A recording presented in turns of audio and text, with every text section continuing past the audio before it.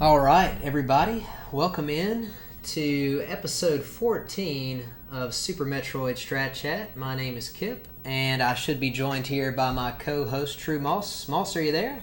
That's me, Kipp. What's going on, man? Oh, not a lot. How are you doing? I'm doing great, man. So, real quick for everybody out there, Super Metroid Strat Chat, as you all know, if you've seen some of the other episodes, is basically something that we put together to try to have a cohesive time to answer a lot of people's questions. Obviously, a lot of times when Moss and I are streaming, people will come in and ask some questions. So we figured we put something together that we did every few weeks to help people out, show them some strats, give them some ideas to think about. And we showed our statistics at the beginning of the stream just to kind of show again that we kind of have a range of experience in the game and have run multiple categories. So. Speaking of that, I think last night, is that correct, Moss? You just got a new any percent PB? Yep, last night. Congratulations, man. What was that time again? 44:19. 44:19. That is getting very, very close to that 43 threshold, man. How much longer do you think you're gonna have to go to get there, man? Tonight, hopefully. Tonight, so it'll be over. I mean, it was a good run, but like it was a 3-round mid-slow, mid-Fantoon, so there's a lot of places, I'm getting more comfortable with the category in general, and so at this point, it doesn't like all of my PBs haven't felt great yet. Gotcha. Cool. So I'm on the verge. Yeah. We got to talk about you as well, though. What's up? Your low ice time. I don't think we've talked about it since the last Strat Chat. Isn't it new since the last episode? I think it is, actually, yeah. Yeah, so a 52, right? Finally got a 52. Yeah, I was after it for a while, did a bunch of runs, and finally was able to get it. Everything just kind of came together. It wasn't obviously like a perfect run, but it was very, a very solid run for me, and the game helped me too. In that category, you have to get some help with the drops and stuff. So luckily, Sure. I had a nice combination of, playing well, and then also the game helped me. So it was a fun run. Well, that's terrific. Well, I mean, I said it before. Firstly, you bopping 2-cat is unreal. But if you look on Deer Tier, there's 3 people above Kipp. And those 3 people ran the Loberson Ice AGDQ. That is true. And then Kipp's right after that. And actually, also, our guest tonight is right up there as well. Well, see, that's the perfect transition. Even in my highlight during the credits, you can hear me say something to the effect I was like, yeah, I'm 4th on Deer Tier technically, but really, Static's got a 51, so he's really 4th place. So StaticNine is our guest tonight, and let me say before Static comes on here and starts talking that I'm incredibly excited about having Static on here. I'm a huge, huge fan of his. And I'm really pumped that he's able to come on. If you look right now at his times, they are not posted on Deer Tier, but if you were to post them, then that's the rankings that they would be. And for a player to have 7th place in 80%, 4th in 100%, and 4th in low ice, to me is like, yeah, no biggie. I mean, good grief, like there isn't a single time on there that isn't just incredibly elite. So, Static, are you there? Hey. Hey, man, how are you? Thank you for coming on to speak with us tonight. Great, thanks for having me. Yeah, absolutely. So let's start off with, we have a bunch of things that we want to talk to you about. This is all pretty casual, but I mentioned earlier, and I'm not just trying to float your boat here, but you're one of my favorite Super Metroid runners. I've learned a ton from you. I have a tremendous amount of respect for your times, but on top of that, I think the thing that sticks out to me the most when I hear your name is not just your times, but I can't tell you how many times I've heard somebody say, oh, this is a static strat. Like, I've had private conversations with other top runners before, and they're like, yeah, actually, there's a strat that Static invented that does this, and oh, Static figured out this, and Static figured out that. So basically, there's all kinds of people doing things that probably came directly from you, and they don't even know it. So I kind of feel like your legacy in Super Metroid is a really important one. So let's talk about that first. You talk about on the Discord, you call it going to the lab, right? Yeah. So explain to me a little bit, you spend a lot of time not just doing runs, but also figuring things out in the game and finding ways to trim frames and stuff like that. So talk to me a little bit about why you find that to be a lot of fun, or what about that interests you. Um, well, like you said, I have a lot of fun doing that, but it's more of a product of not liking doing runs. So I love playing, and I usually find myself practicing. And once practicing gets a little old, I find myself just goofing off and seeing what I can figure out. Gotcha. So let's start here then, okay? Because I want to talk about some of the things that you have found yourself that have found its way into other people's runs and stuff. I think you probably already know what I'm about to say here. My absolute favorite strat in the entire game. I was wondering when we were going to get to this Yeah, one. I want to get this out of the way now. My favorite strat in the whole game is the low percent ice, worst room in the game strat, where you freeze the guy at the top and then jump on top of him. And a few months ago, when I was getting back into running low ice, you were in my channel and we were chatting, and then you sort of casually mentioned that you were the person that found that strat, and I like freaked out because I had no idea who had invented it. So that to me is like the quintessential static strat. But can you tell us a little bit about some of the other things that you have discovered, throughout your time with the game? Um, I don't really, nothing really major comes to mind. A lot of the strats I figured out, I really can't take 100% credit for. A lot of it is I've taken strats that other people have figured out and kind of modified them. One thing that comes to mind is, well, I guess it could be low percent too. The any percent new route attic. Um, I think Zos does it where he lays the power bomb and just runs to the left and then does the double super shot.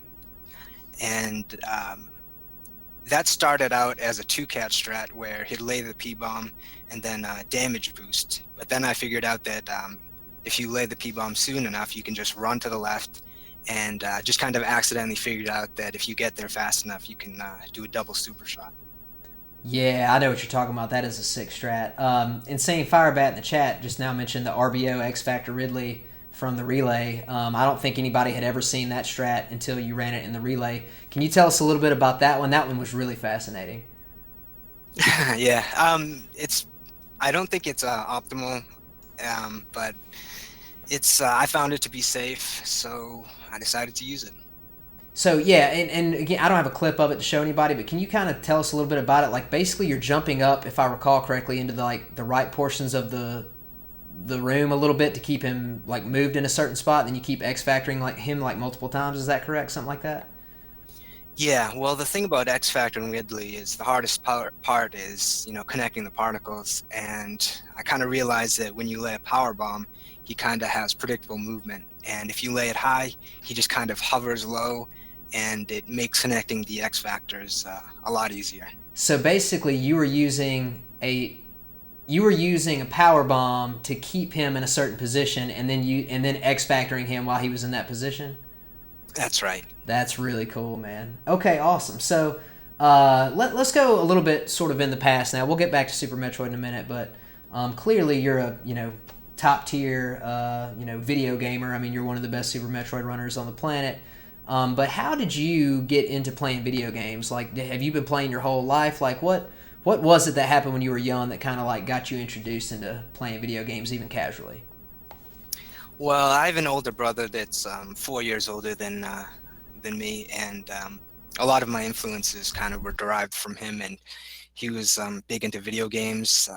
We had a Nintendo with all the games, and we had a Super Nintendo, and it was his favorite system.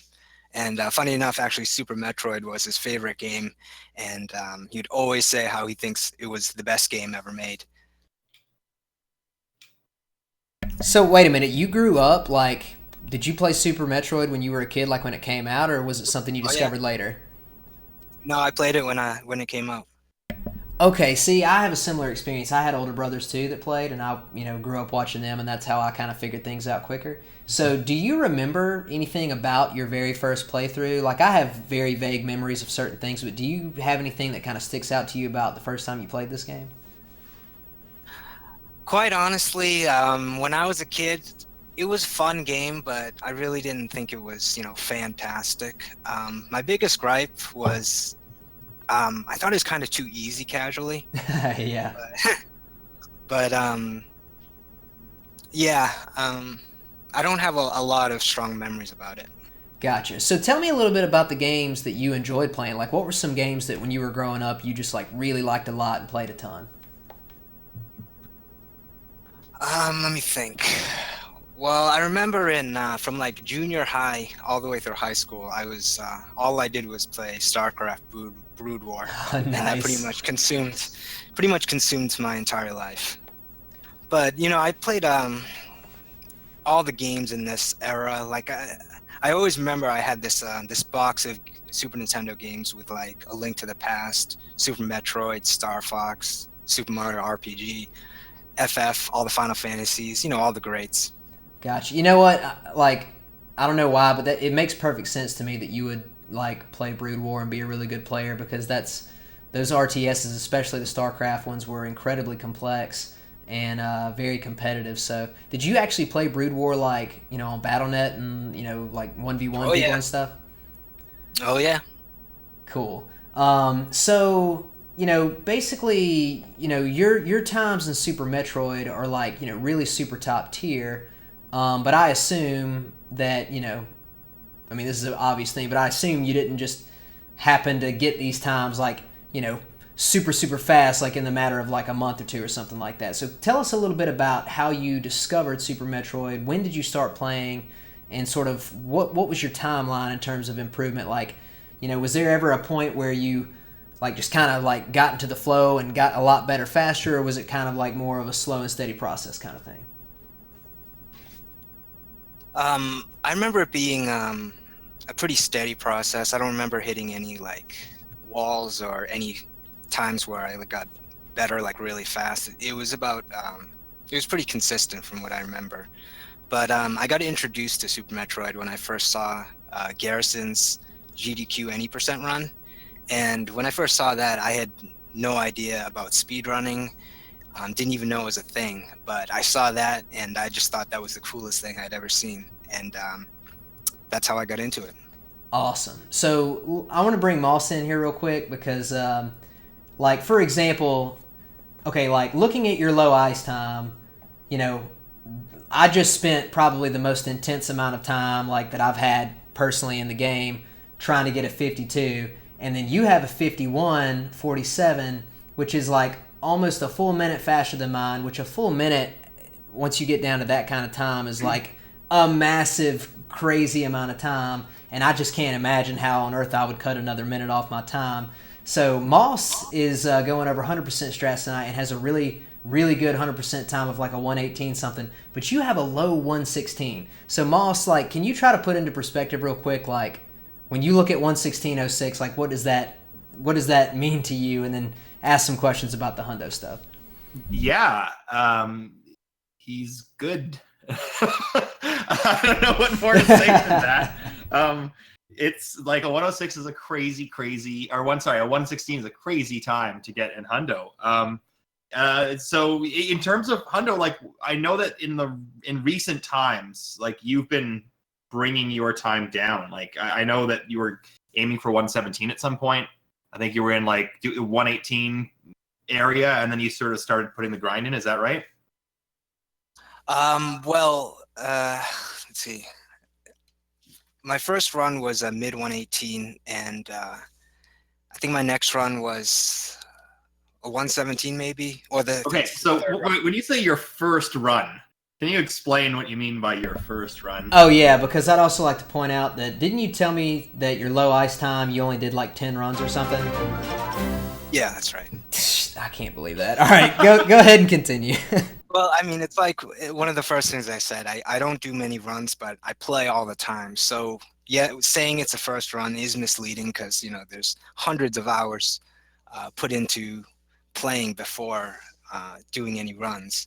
Yeah. Which I mean, it's weird, and I don't think a lot of people do that approach, but I don't know.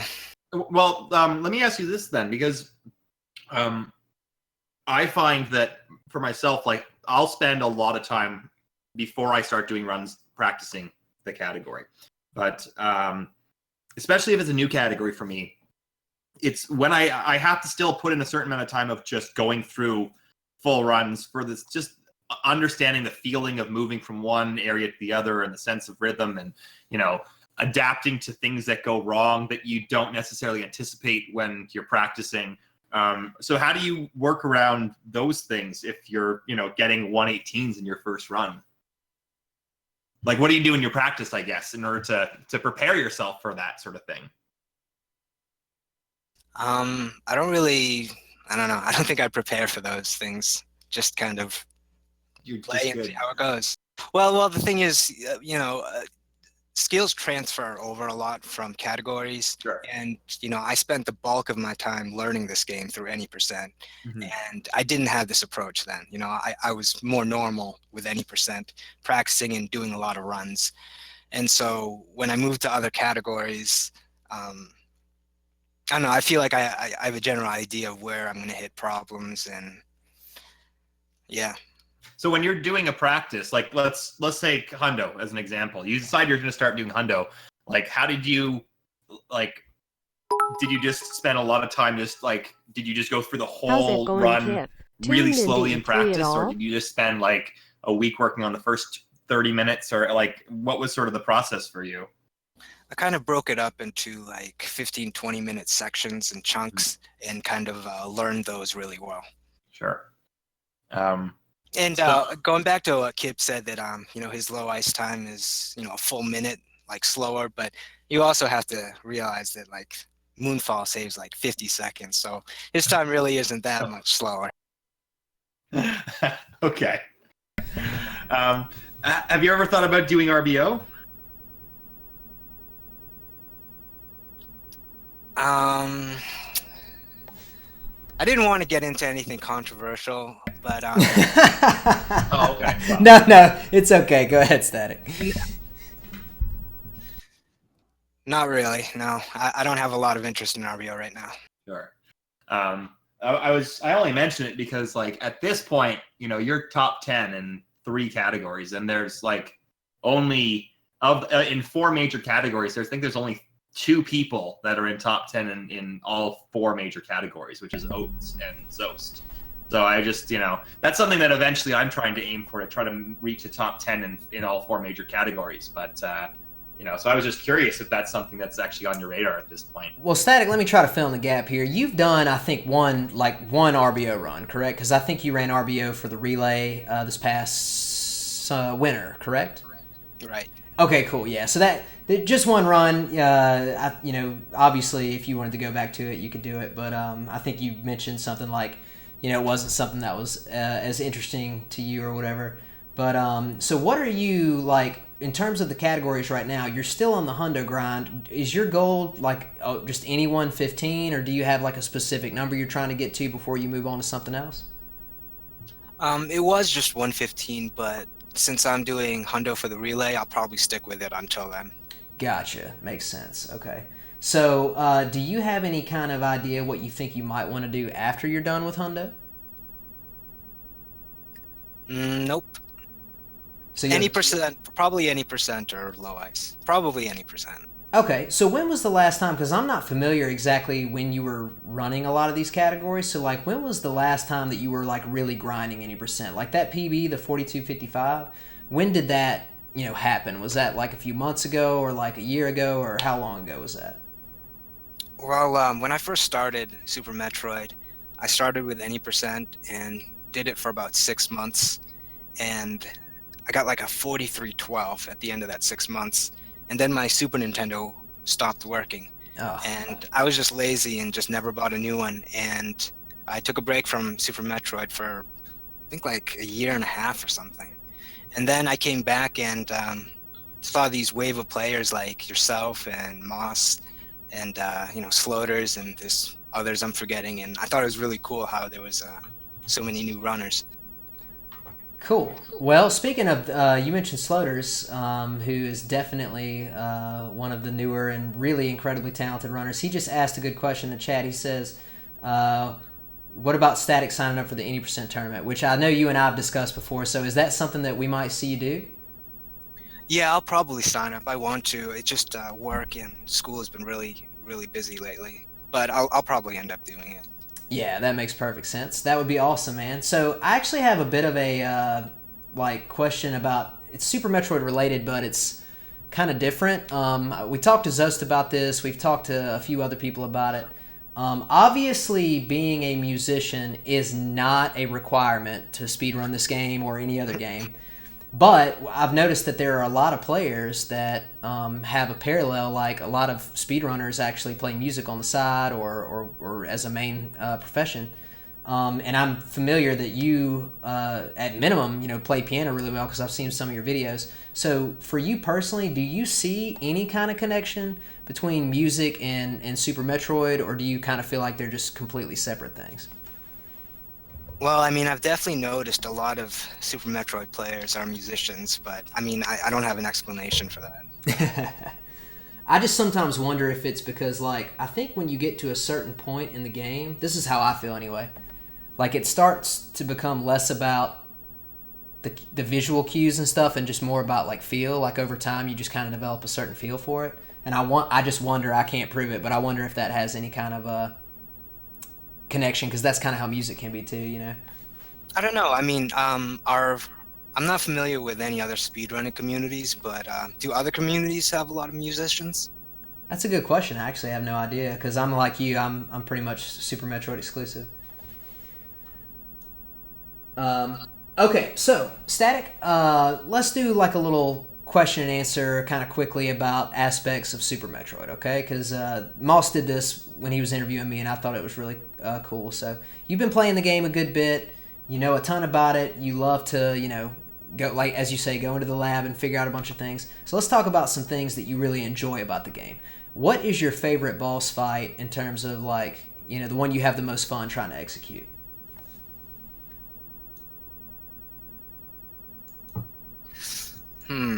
I'd probably say Ridley. Okay. Any particular category? Just all the categories I kind of like. Yeah, he's really. I just complex. I just like that it's not like strict movement and there's a lot of freedom there. That's a good point. Okay, cool. In terms of your 100%, which is what you're running right now, which section do you feel is the most challenging? Like, which section is the most difficult to get the execution correct?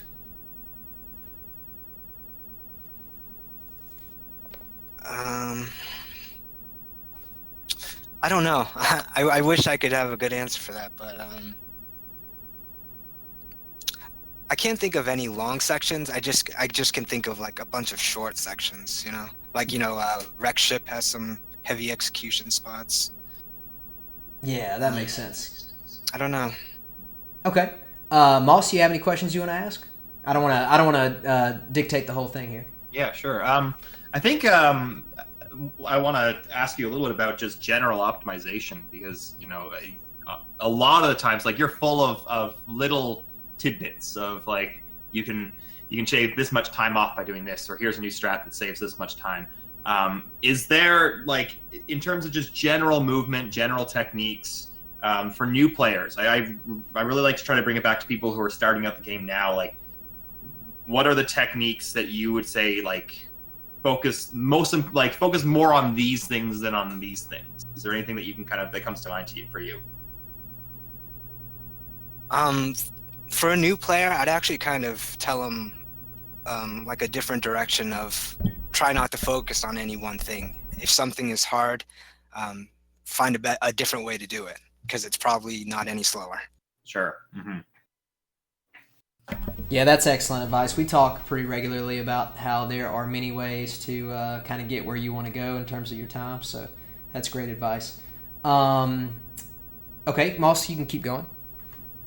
No, go ahead, Kipp. I'll think of something else. Okay. So, Static, basically at this point, you've done any percent, 100%, low ice. You've got a 6 series time, and I know you've messed around with other things.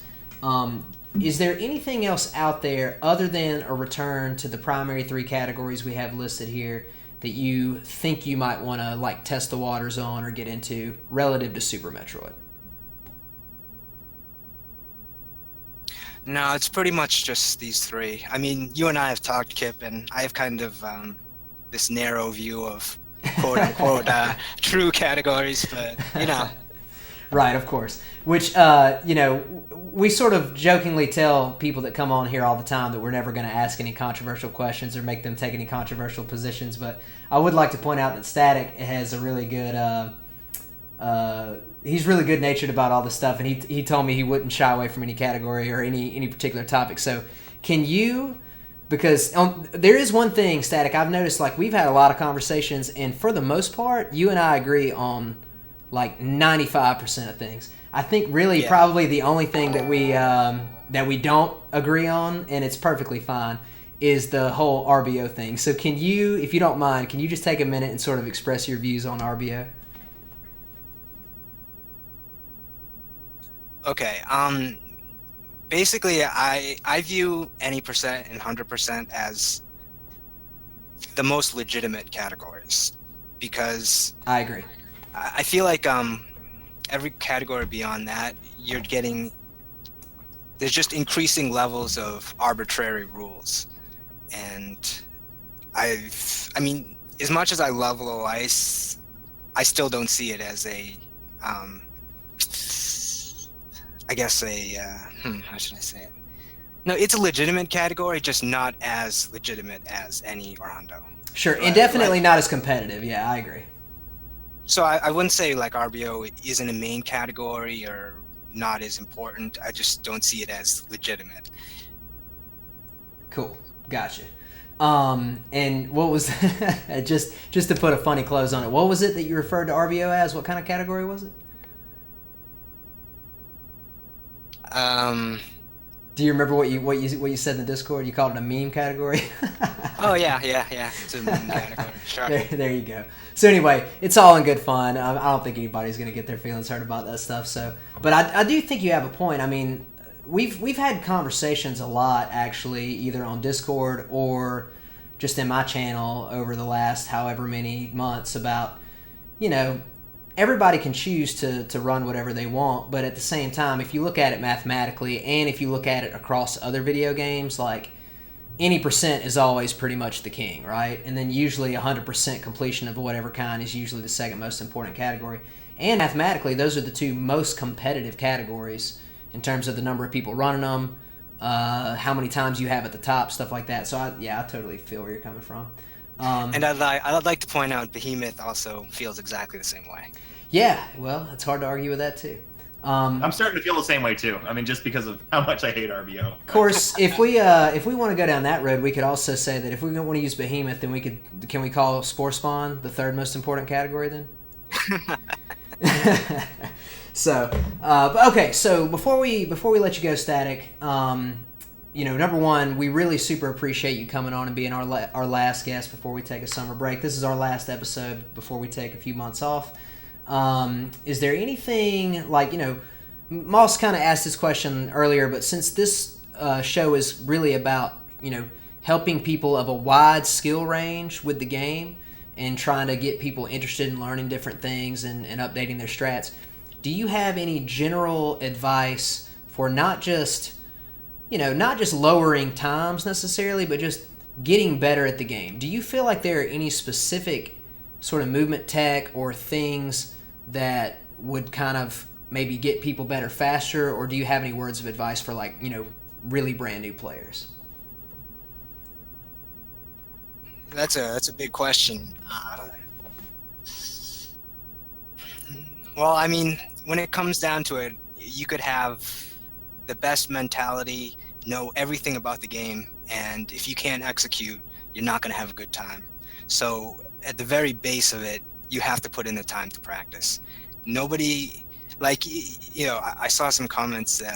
Yes, I got a 43 in 6 months, but I was playing 8 hours a day, every day. Even when I wasn't playing, I was thinking about Super Metroid and thinking about how to improve. So there's no shortcuts to getting good time. You have to put in the time. That's a really good way to put it. There are no shortcuts. You just have to put in the time. Excellent. Heard straight from the horse's mouth, everybody. As you can see, Static has some of the greatest times in the history of the game.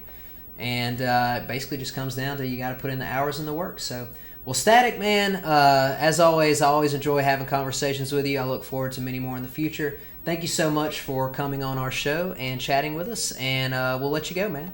Yeah, thanks so much, Static. Yeah, thanks. And I just want to say, I love what you guys have done. Like, I love the show. I think you guys are great for the community.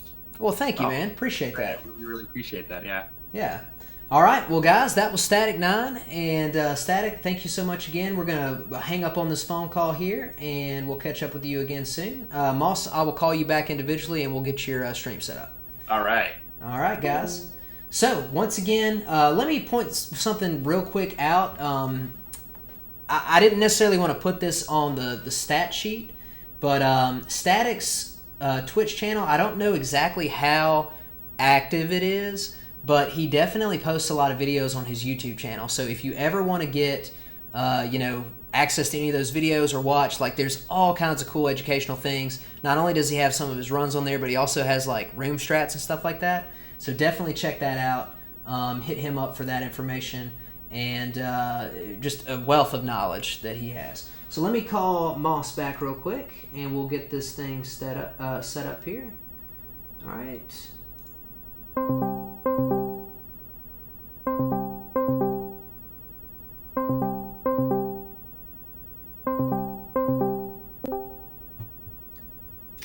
Okay. Actually, hold on. I'm sorry, Moss. Let me hang this up, and let me call you back in a different way. One sec. Okay, so that should get it. Okay, now we can do the screen share. Yeah. Cool. So I'm going to get Moss set up here. Guys, what we've been working on for the last several episodes in a row is 100%. And we've gotten all the way to the point where we're ready to look at Lower Norfair and sort of the end of the game. So we finished up Meridia last week. And now I'm going to turn it over to Moss. And I'm going to add stuff in, from time to time. But 100% is a category that Moss is, significantly more experienced and better at than me. So he's going to guide you through a lot of the stuff. I'll add a little commentary here and there. Remember that at any point you guys can ask questions or make comments. I mean, obviously we have a ton of really excellent runners in the chat. So you guys can feel free to add commentary as you will. There are many, many different strats you can run to accomplish, all different kinds of rooms. So Moss, I'm going to try to set it up here and turn it over to you. Let me make sure I've got it set up here. And actually, based on what Kipp was saying, like, just to remember that, like, these episodes, there may be people who watch these in the future, and if there's a more the more active chat and the more that people are contributing and having extra points that they can add to it, the more it helps everybody. So feel free. Anything you guys have to say is always helpful and always appreciated. All right. I guess the last thing we sort of did was we went through Kraid. We got the power bombs from the Kraid area, and so we're going to pick up from Norfair heading down into Lower Norfair. There's a lot of a game to go through, so we'll talk about we'll go through as fast as we can, I guess, but we'll try to be as detailed as possible. So anyways, coming down here, ball up and hit the door with a super. Oh, actually, maybe not a super. Kind of depends. If you're getting ice at this point, then you need to use a super. If you've gotten ice earlier, then you've already opened this door. So we'll talk about getting ice, I guess, and then we'll come back through after that. Probably the most common way to do this is while you're running through the door, you shoot sort of at this post as your first cue. And then I usually jump just after I pass this door. So running through, shoot, jump, sort of like that. And usually I ball up on the way through. Shoot, jump, and ball up. The nice thing about that is it bounces you to usually around here. And then you just stand up and jump your way through. There is a different strat here, which is kind of an interesting one. I haven't done it in a while. It's something like this. It's a little faster. So what you're doing is you're holding a charge shot running through. Right around just before you cross this post, maybe even as you pass this enemy, you release your shot. You also release run, and you start arm pumping like crazy. You want to release run because if you hold run, you turn blue, and then you actually fall into this pit. So you want to release run early enough that you don't get blue suit. But you're going to hit this door if you don't arm pump like crazy.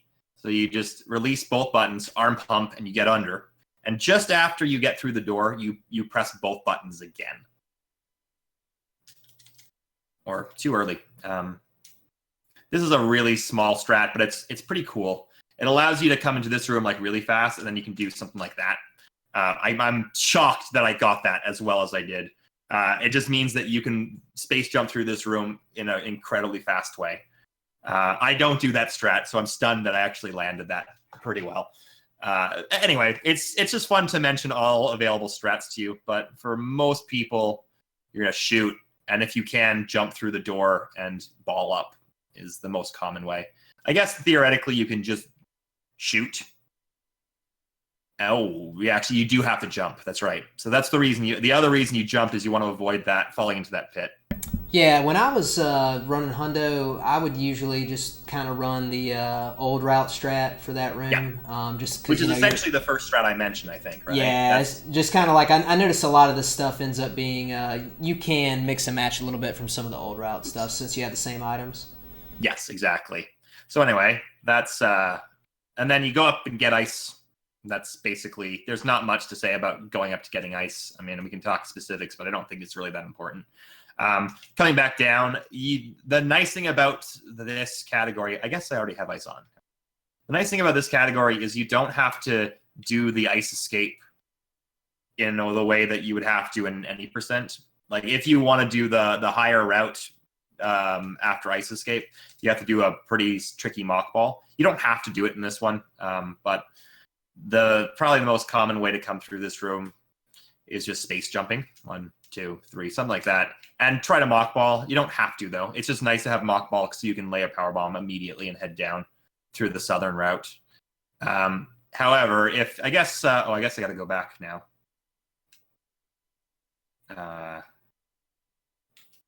Let's just do this. So in any percent, I actually like to run back here to do this, the mock ball underneath. I just find it gives me I just find the jumps a little bit easier to do. And it gives you a little bit more speed, so you don't have to be perfect through this area. Okay, so if you're coming through and you're not going to go down, it's a little different, but not too hard.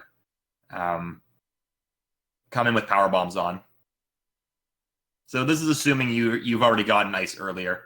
Once you get blue suit, you just mock ball and try to lay a power bomb immediately as you break through these blocks. It's not huge if you don't get blue suit because the power bomb is going to break these blocks anyways, but you're a little lower if you do that.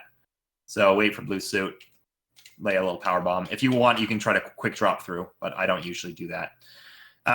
Kipp, can you talk about this next section, this little part here? Please do, because I hate this part. I hate it so bad. Yeah, the only thing I'll say about it is, and again, I run a lot of, especially in Hundo, but really in every category, I run a lot of suboptimal strats that, while maybe suboptimal, are like just barely slower, but like way safer. So yeah, can you show your strat for this section, this like exiting this part and going into the next area? Yes, I can, but I just need like just a second to get there. So if you could just kind of show what you do, and I'll pull mine up real quick. Sure. So one of the problems is that there's so many enemies in this area, and if you try to shoot a lot of them, you're gonna get a crazy amount of lag. Like if you just fire, reckless abandon. Oh, actually, I guess in this situation it seemed to work okay. It will also depend on if you're your flash cart will actually have less lag, I guess. But I was doing it earlier and the lag was just insane. Anyway, it's hard to get a lot of speed because it's very easy to get hit by one of these guys. Or now that you have ice on, you might freeze someone and then have to shoot him again. You come to a dead stop. So it's pretty hard to get through. A really easy way is you can just come over here and probably just do a 2-tap.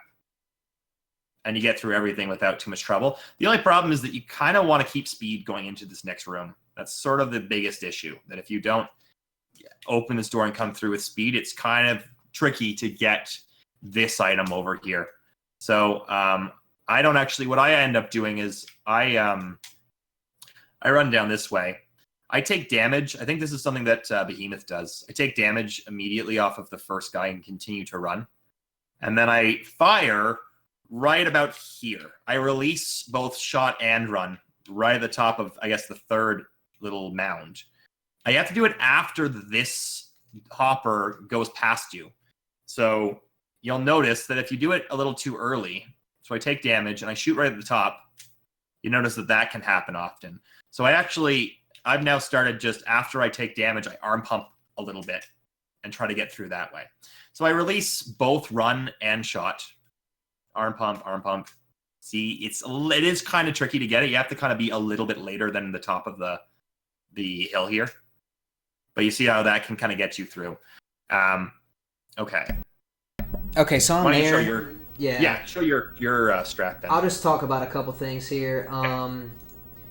Okay, let me get rid of static stats here. Okay, so real quick, I want to show this with the caveat again that everybody understands that, what I'm about to show is not like the fastest thing there is, but, if every person under the sun could all run the fastest strats, then we'd all have the same time and we'd all have world record, right?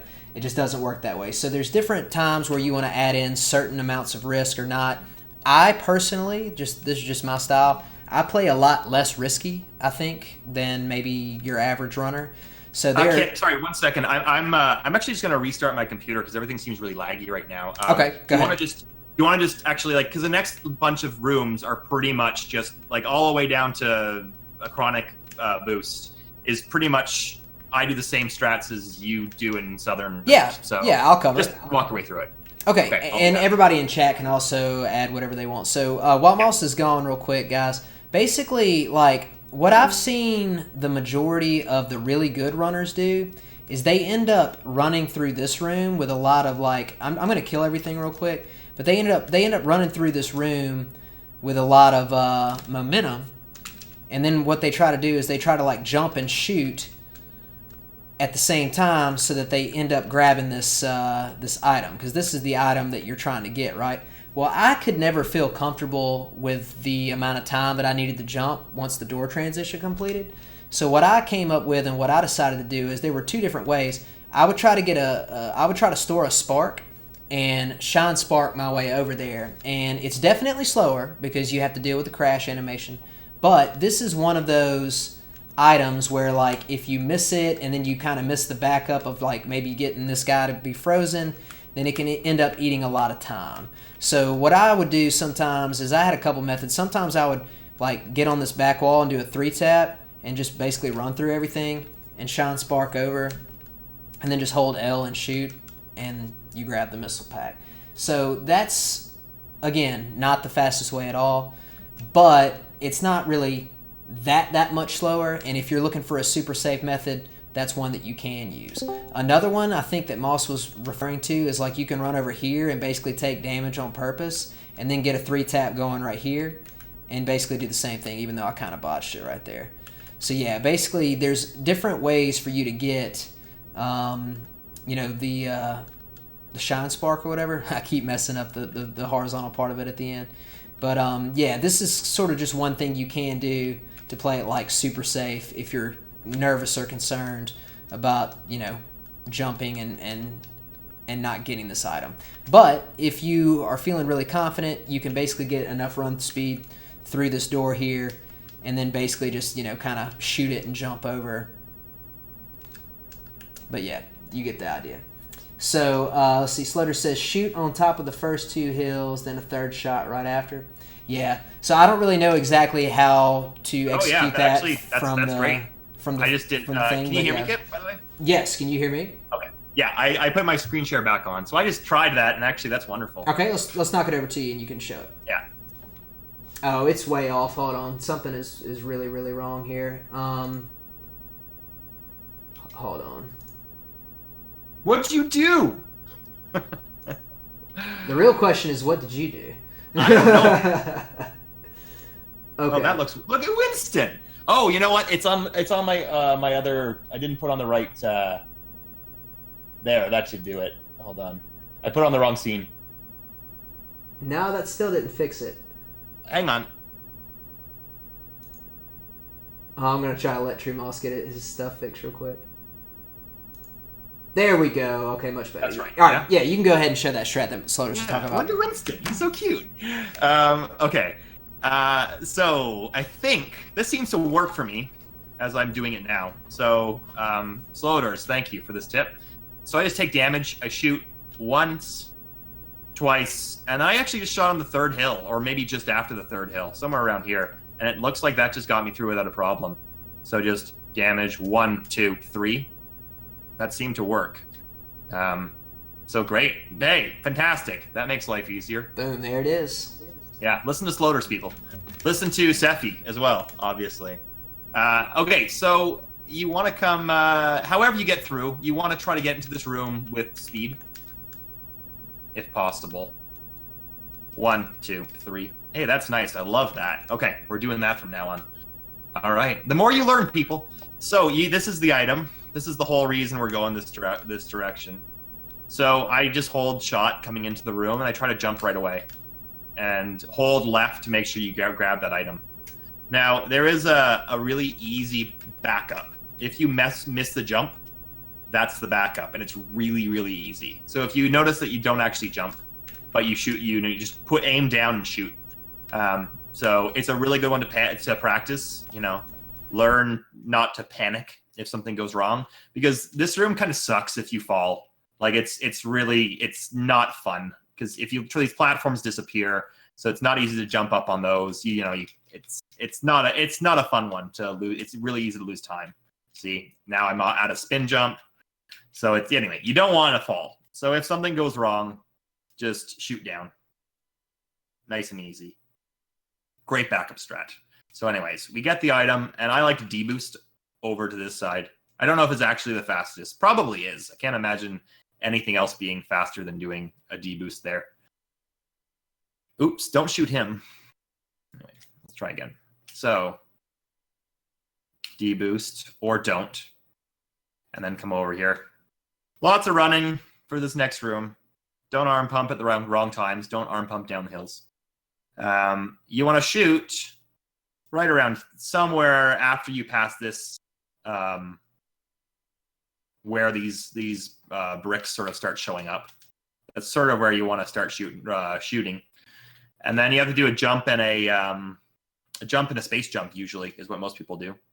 So 1, 2, shoot, jump. So you can kind of do it. You can kind of use the timing of these two pirates as a rhythm. So 1, 2, that's sort of the timing. And then you can just go 1, 2, shoot, jump, jump. That's a really easy way of doing it. You might have to be a little bit early on the last jump, is the one thing I noticed. 1, 2, shoot, jump, jump. But that's a really, really easy way to get through that room fast. It does actually cost quite a bit of time if you don't make it through this room in speed boost. So it's a good one to practice for sure. How you get into this room is kind of important, because sometimes you might, if you don't jump properly, you might clip right here when you try to space jump through. So you might clip there and lose all your speed and have to, do something like this to get going again. The most common thing to do here is opening the door, getting as much speed on this platform as you can. I actually, normally I come through holding a charge, because it just means one less input in that room. So I come through, I just shoot, hold a charge, and run into the room. And that way, when I come into this room and I don't have to even hold the shot anymore. It just automatically shoots as I enter the room. And then just try to space jump through. If you're not on power bombs, you switch to it now. Open this door. And I like to come through with an angle up. Yeah, and for the record, I'm sure most people know this, but the last couple of rooms that we just went through are basically identical to like old route if you elect to go southern route. So these are really, really good strats to have, and save several seconds versus if you accidentally bonk something or lose your momentum. Absolutely, especially this room. It's really like, if you mess up space jumps in this room, like your day just sucks.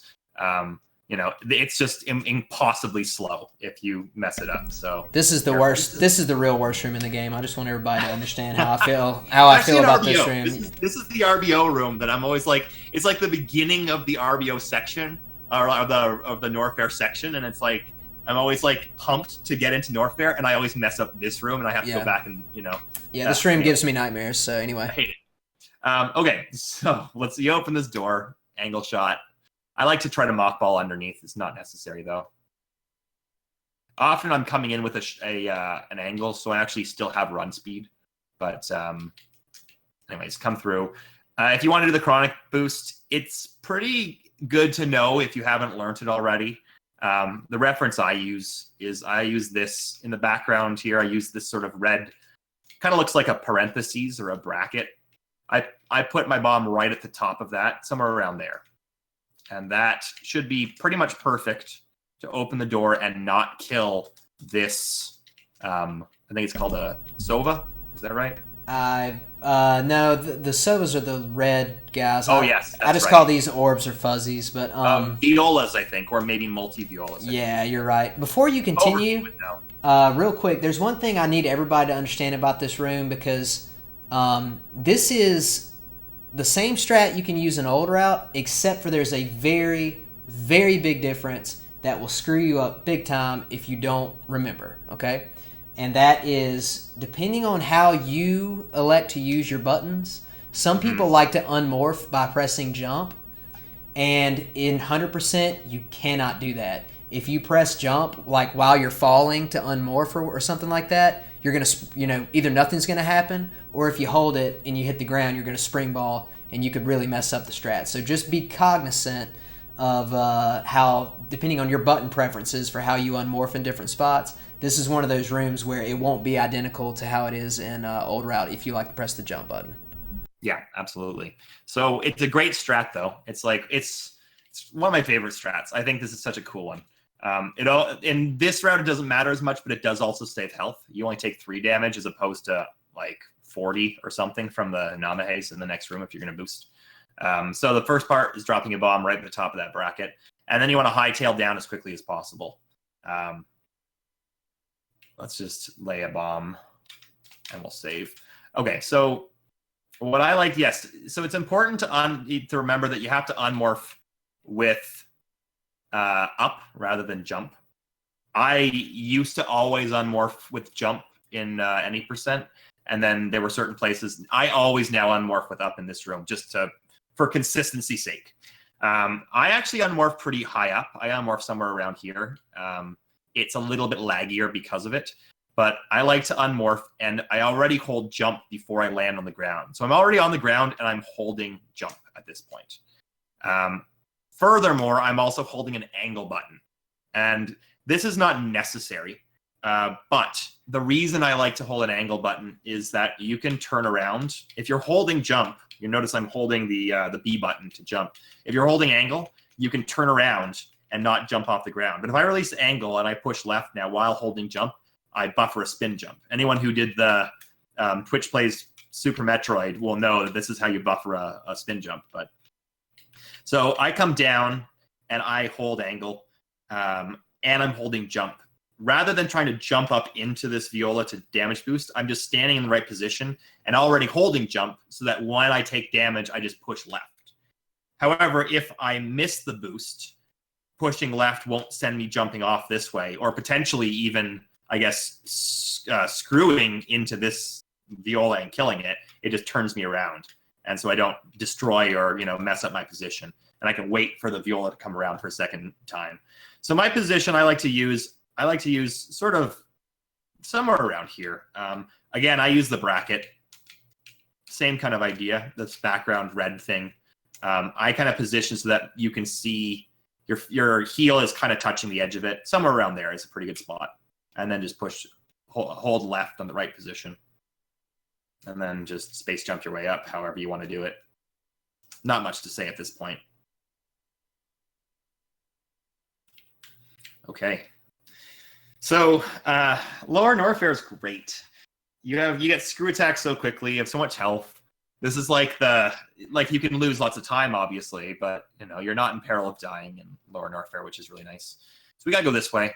But it's good to have speed boost or blue suit because we shouldn't have screw attack at this point. So forget what I said about screw attack in the viola. I just forgot to turn it off. So you don't have screw attack. So if you're space jumping, these volcanoes will definitely ruin your day. So what I like to do is come over here, all the way over here, and then a 2-tap is what most people tend to do here. If we turn this back off. You have to have space jump, yes. You have to have it though, right? In order to get through, I think someone mentioned to me that if you don't have space jump, you can't even access the GT from this way. That is correct. If without space jump, you cannot collect the GT regular missiles. Yes, that's right. You can get the GT via the other, GT Classic route or the Green Gate glitch, but you can't actually cause the Torizo to lower the acid, I think is what happens. Whoever said that, you do need space jump. Okay, so anyways, 2 taps from here. 1, 2, just a regular 2 tap. And you just try to space jump your way through. The optimal thing to do is to try to shoot the door and be in ball, and actually not bounce in here, but you're going to bounce in the next room. Let's see if I can do that. It's a little tricky to figure out the timing on this.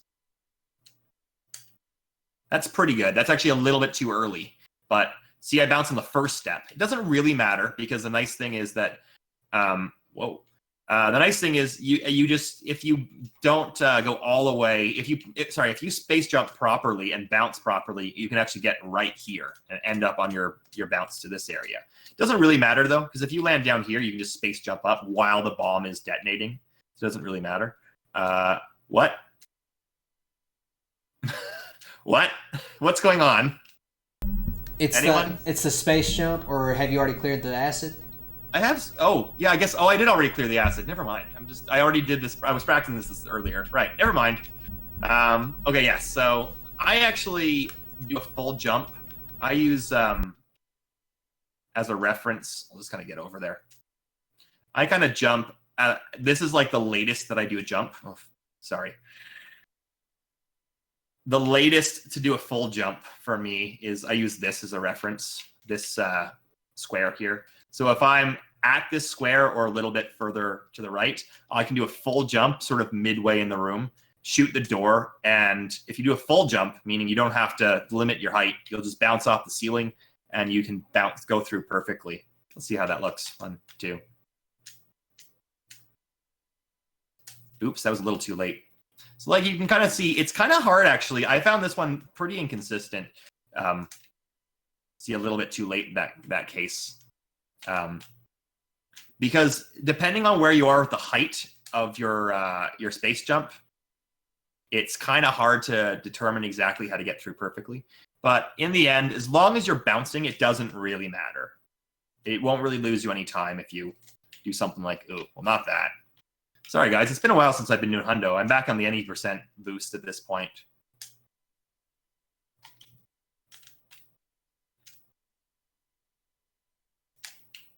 Yeah, that looks fine. I mean, I just bounced really early, but it gets you across the room, lay your power bomb, bounce up, however you want to do it. And you're going to wait for this thing to happen. If you mess it up, you probably want to space jump from...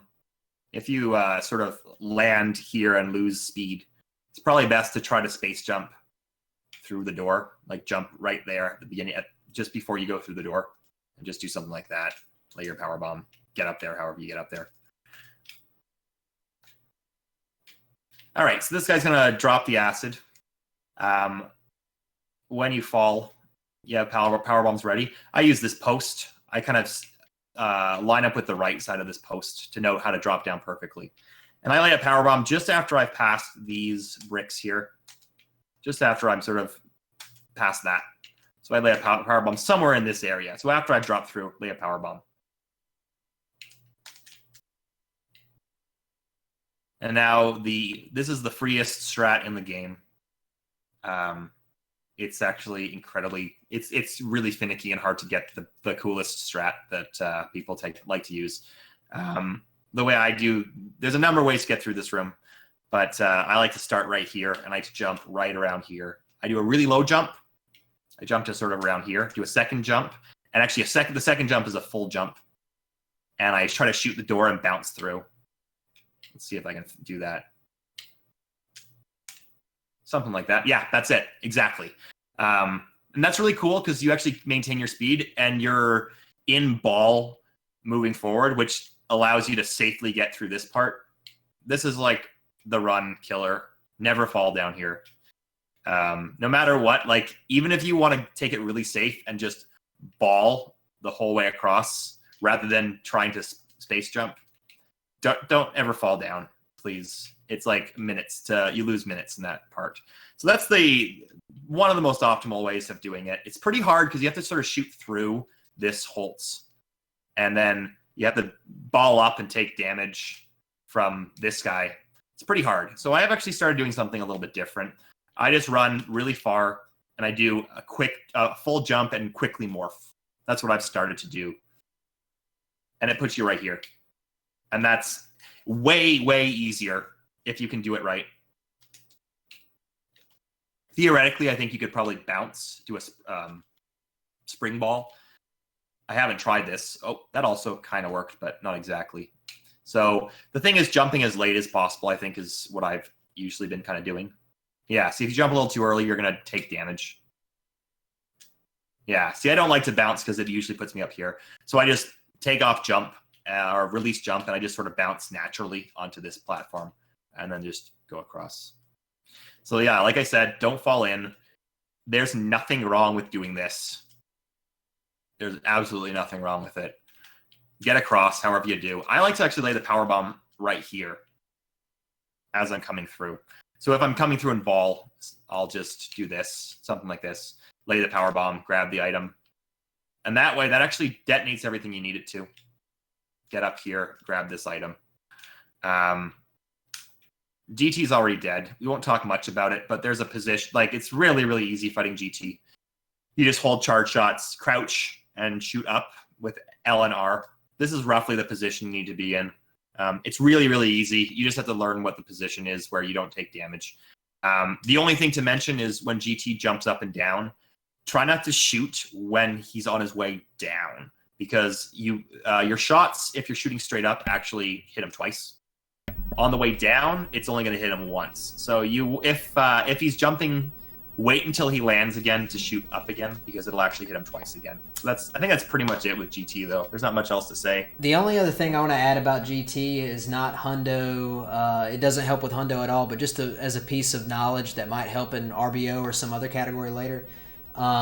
He has basically like kind of two attacks. He has this attack where he moves his arm and shoots these sort of like little wave shot things out, or he'll open his mouth and he'll have like the little eggs or pellets come out that you can farm. Unless I'm mistaken, I'm fairly certain that that's tied into the number of missiles you have. Not your full capacity, but the number you literally have at the moment. At 32 or higher, it will force him into the other attack. And so while it doesn't matter at all with hundo, there are other categories where you want him to be spitting out the eggs so you can farm things. RBO in particular. Yeah, so that's just something to keep in mind. So if you ever see people emptying missiles before GT, that's the reason why. Yeah, good point. All right, so leaving this room, I'll show what I do. There are other ways of getting through this, but I like using a Shine Spark to get through this. So I just do like a step or two. I shoot the door, charge. You want to charge before you run through the door because you can't charge in the next room. You're going to fall off a platform. So you charge in here and then run through and grab screw attack. So charge in here, run through. Grab the item, and then, you can try and spark up. That's not the way I prefer to do the Shine Spark. I actually like to move. I learned this from Sweet Numb. I like to move all the way over and shine up from using this pillar as a reference. It's not necessary, but I kind of like it because what happens is if you come all the way over here, if you don't come all the way over, you actually destroy 2 sets of bricks here. And so you have less ground in this room. So it means that for the next room where you're space jumping, you actually get less horizontal movement. So if you can do it quickly, if you move all the way to this pillar, spark up, you notice that only 1 brick was destroyed. So I have a lot more run speed for the next room. It's a little thing. If I was going to stop doing, I might at some point stop shine sparking through this room and just do something like this. But I think it's actually, I don't know if it's faster. I can't remember. I think at some point someone said that it's faster to space jump up, but I just like the shine spark. So you don't have to, but I like to come over here if you can do it quickly and then get full run speed going to this next room. Okay, space jump. You got screw attack now, so it's really easy. I try to shoot this while I'm on my way over. I don't have a really great visual reference. Just somewhere in between these, in the background, I kind of use these as a reference. Sort of this middle segment. That's kind of what I use. It's a little higher, almost like the top end of these red things in the background. That's sort of where I hit. It's a pretty tight shot, though. You don't have to. You can come all the way over here, shoot up, and then do like a 2-tap or something like that. One thing to note, though, is if you kind of mess something up and you spend a lot of time getting over here, you might want to turn around, freeze these guys, because they can kind of get in your way. Something that's really bad is if you're trying to do a 2-tap into the next room. Let's see if I can show you. Oh, so you'll notice that actually the rippers continue to move even after I've gone through the door. So if I do something really bad, oops, that didn't quite work. Let's see. Something like this. So the ripper actually is going to take damage from me. And so it means I actually lose my, you notice how I came through the door and I took damage. So I've lost my short charge to do fast pillars. It's not a huge deal, but if you do things kind of slowly, you might want to just turn around and freeze the upcoming rippers. So I actually like to try to mock ball under this if possible. It's pretty small, but I like it. And if I don't, I just do a 2-tap into the next room. Pillars. Oops. Same as any percent. Either do this or you can use screw attack at this point as well. They're both just fine. This is the best room in the game, as it's called in Hundo. This is the only time where this room is not hard. You have screw attack, so it makes everything so easy. Yeah, if you don't mind, Moss, can I show something real quick? Absolutely. All right, so one thing to Moss's point, like screw attack does make a lot of things way easier, and will be incredibly beneficial to you in this category. And I know a lot of people in the community love to play randomizers as well. I've sort of lovingly refer to screw attack as the lower Norfair item, because if you have screw attack, you really just don't have to have anything else. Everything's so safe. But there are some frames within the screw attack animation where you can get hit because you are not in the process of screw attacking. So I just kind of wanted to point this out. The closer you are, the closer you begin a wall jump to a creature, it tends to be the more likely you are to accidentally hit those frames where you're not in screw attack. I'm going to just go through it a few times and see if I can get it to work. This particularly comes up a lot in the Three Musketeers room. I've seen a lot of people in Rando have screw attack, but maybe not have high jump boots, and they kind of struggle and get knocked down a few times. So this is just a bit of a knowledge kind of thing. But as you can see, if you're doing like a long jump, generally speaking, you're going to be okay. But you can even see in her animation, like you can see the frames where she's herself, like not spinning, right? So like that. The closer you get to a creature and start a wall jump, the more likely you are to get knocked out. So in this particular room, like I don't really have specific visual cues, but I try to give myself at least some leeway with this first guy, and then I usually use a space jump for the other one. All right, Moss, I'll toss it back to you. Yeah, great. So this room, I actually just I do one wall jump, and I do it relatively low, and I just make sure that I've killed this space pirate on this side before I wall jump again. That's all I kind of do. The closer you are to him, the more likely it is to get screwed by it. So I just do a really early wall jump here. Somewhere around here. I don't know, somewhere in this area. And probably underneath this crack is just fine. Something like that. And so, oops, pardon me. I get up to somewhere around this crack up here. I do a little wall jump. I actually don't go very high. You can do this a number of ways, but I just do a little wall jump, and then almost immediately I space jump. So if you do a really small wall jump, you can space jump kind of earlier. This is sort of an interesting thing about space jumping, because sometimes you have to, wait for your to come back down before you can actually space jump. So I actually do, off of this, I do a very, very light wall jump. I don't actually go very high. I essentially just move over like that in order to get back up. So I go over, and then I do a space jump to get up to this platform here. So wall jump, space jump, and then wall jump off of this platform here. I've noticed that if you wall jump off of this one, you also you can just hold right at the end here, and it actually, like, you get up here no matter what. You're not going to go underneath. If you keep holding right as you wall jump up, you won't end up underneath that platform. So space jump and get up there however you want. And then this is just basic. Try to ledge grab as best, tight ledge grabs, always a good idea to practice tight ledge grabs. I screw attack this guy before I start shooting up here. You want to make sure you kill him, because if you try to shoot up and that enemy is not killed yet, he's often going to block your shots. So you have to kill him before you start shooting up. So this whole thing once more, kill this guy, a little wall jump, tight ledge grabs, screw attack, shoot up, and then I like to jump up and wall jump off of this to get up to here. You sometimes have some issues with door transitions in this room, so I actually like to jump through that door, I think. It's been a while. Let me double check.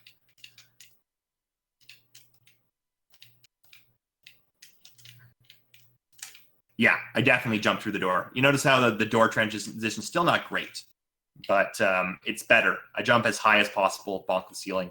And then by doing that, I actually can come, usually I just hold down and I come straight through here. Let's do that once more and set up this next room properly.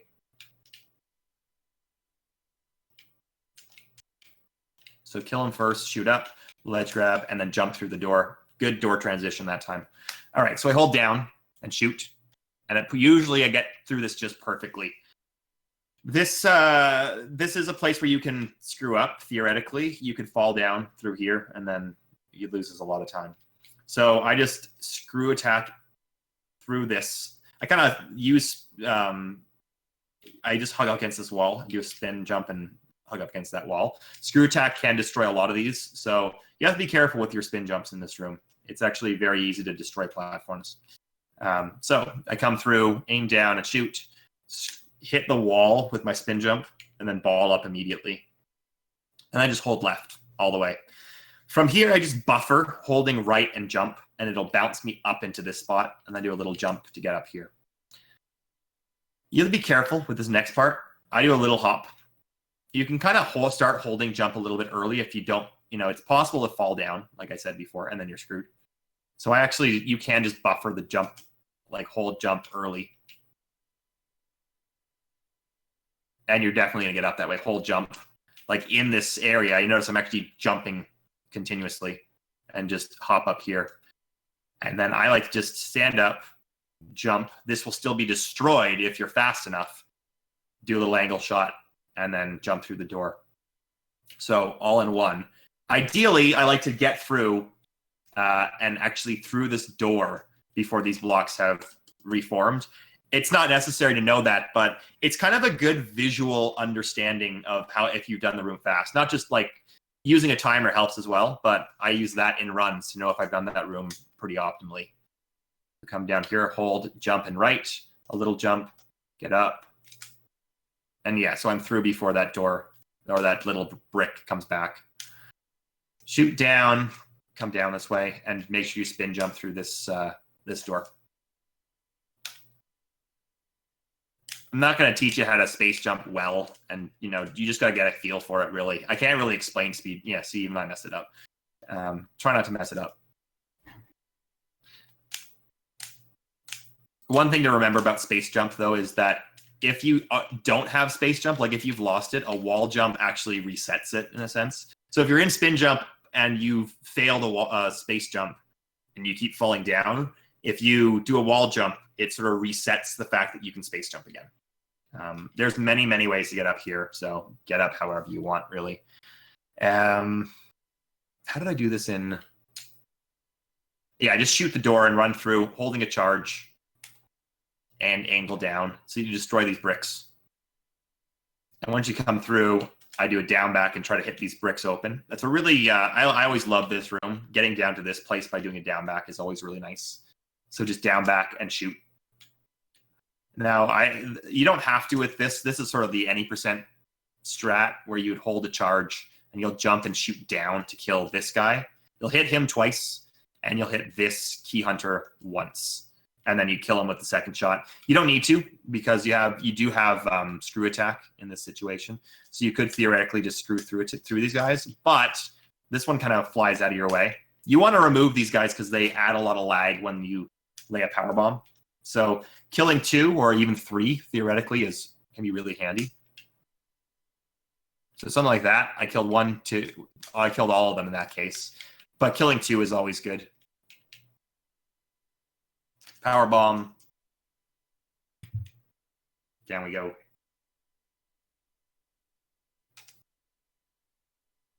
Okay.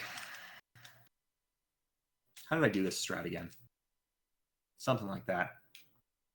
I think I just ran through. I usually shoot right here, somewhere around this break in the ground, this little slope. I shoot here, and that allows me to hitbox through the Deskiga that's running if he's doing a low hop. If he's doing a high hop, you're going on over him. You're going under him anyways. And then I just jump somewhere around here to kill anyone else with my screw attack. And I just screw attack all the way over and destroy this brick with screw attack. So in the end, it sort of looks something like this. Shoot, and then do something like this to get over here. All up. You can either lay a power bomb now on the way in, or you can lay a power bomb on the way out. Doesn't really matter. Lay it here. Up you go. If you want to K-go through these, you can.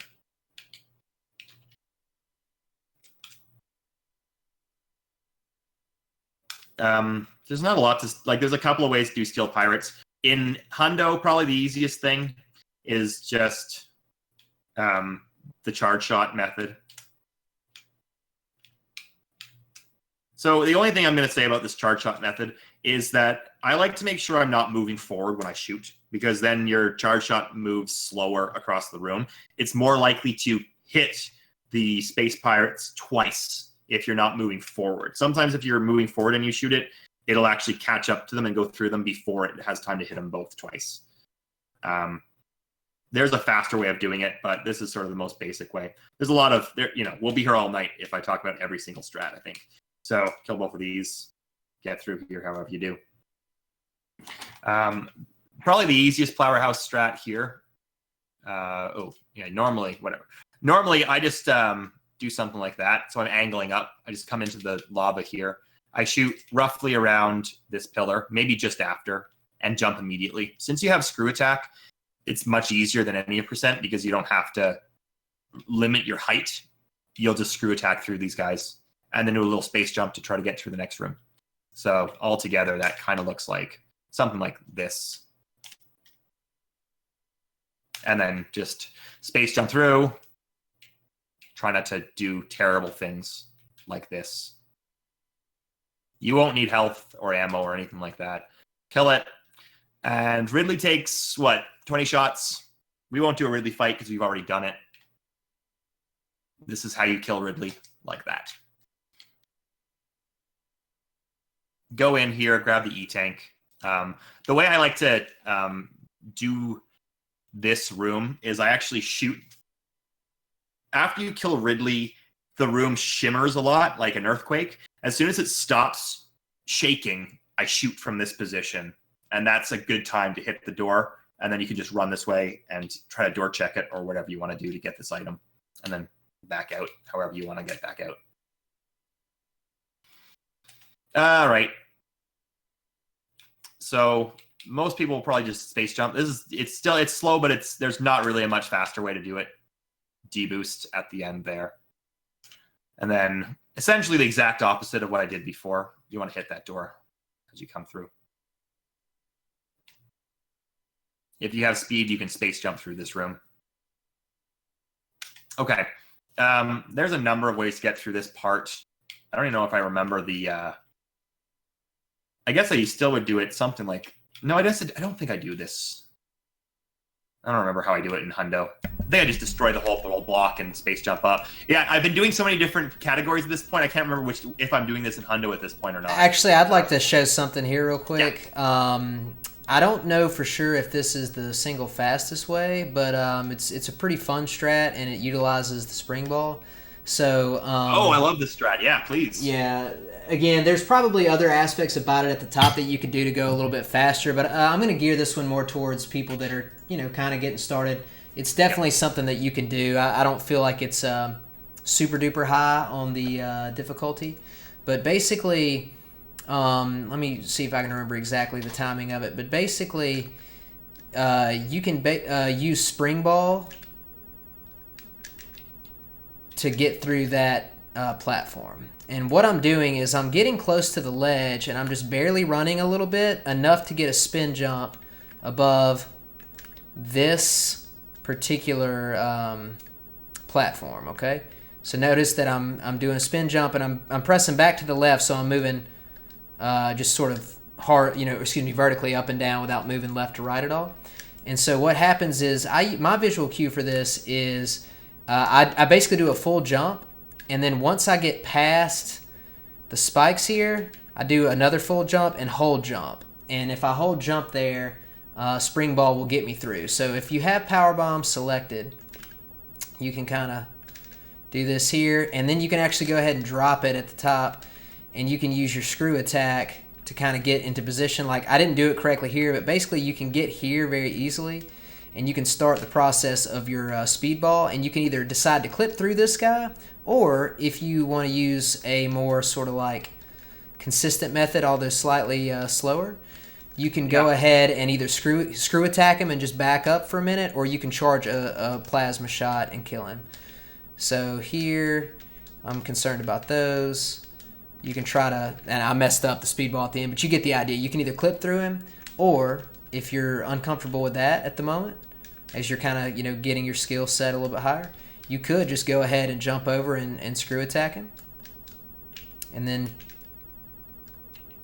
this right here, that like exactly what I just did, is still going to be faster than doing regular bombs. So even screw attacking the guy and backing up and getting your 3-tap will be a lot faster. One final thing about this portion of the room that I've kind of discovered recently is there's different methods to do it. You can, I see a lot of players hop up here. Like, I'm gonna save state from this position. A lot of players will hop up here and then do a regular jump and then ball, so they can either bomb. But in this category, you have a screw attack, so you can actually just kind of screw attack straight into this thing and keep moving.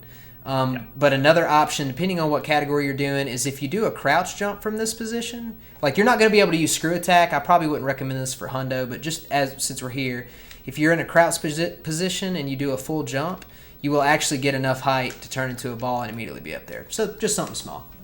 Yeah, absolutely. Those are really good.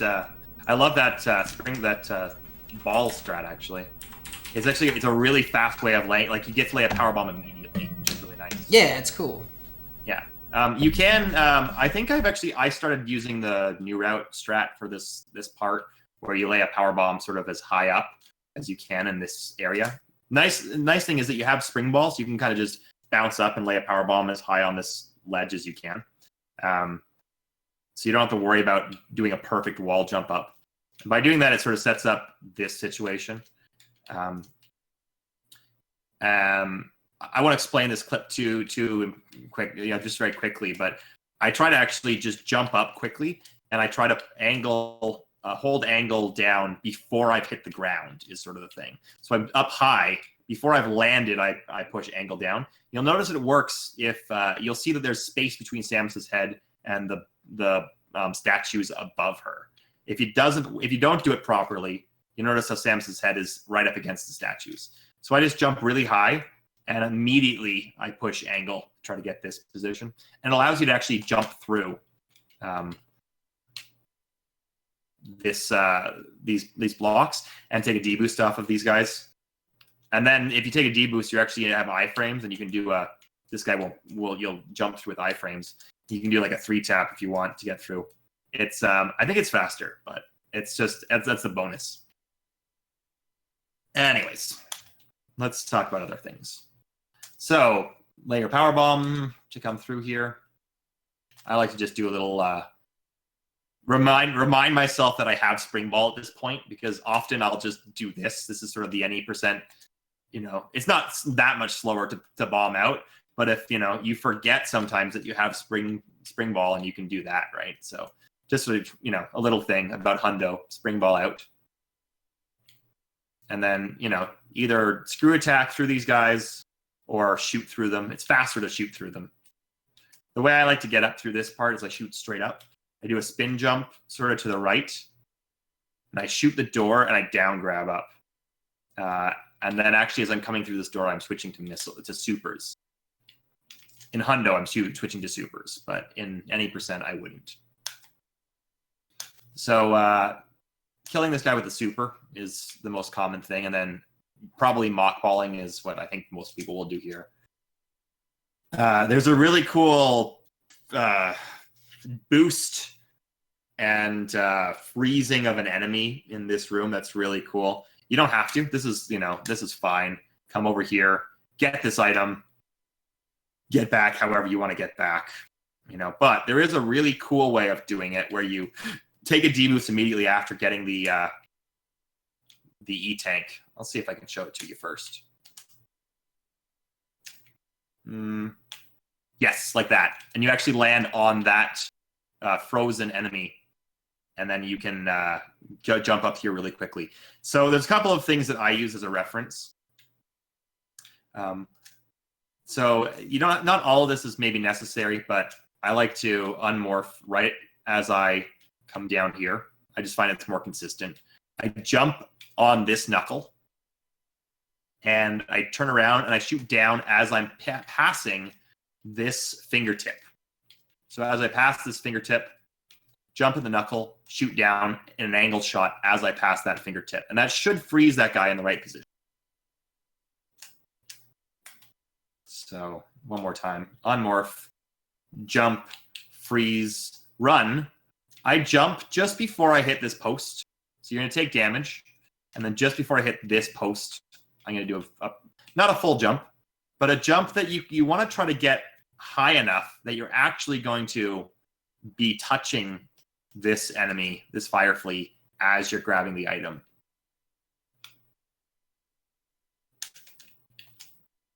So you have to kind of get used to, that looks perfect.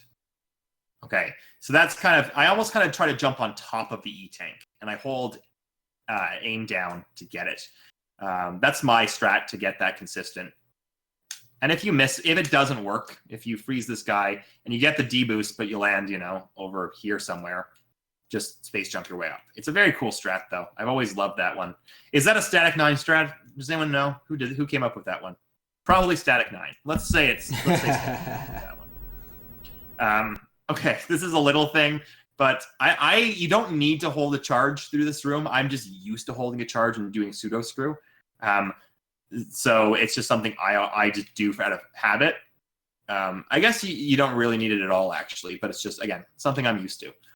If you want to do it, just watch out that don't shoot forward here to charge the shot, because sometimes you'll open this door and you'll mistime your jump and you'll actually go through this door. I actually jump off of the door to get up here on my way out. Oh, we're done this now. So you don't want to shoot the door like that. I'll angle down or something, and I'll just try to get up here, and then jump through as best you can. This strat is pretty common, where you jump off the face of this fune, and then down grab here. It just sets you up so that you can, this fune up here is not shooting yet. So you can screw through the boulder, get up here, and then get up here without getting hit by this flame.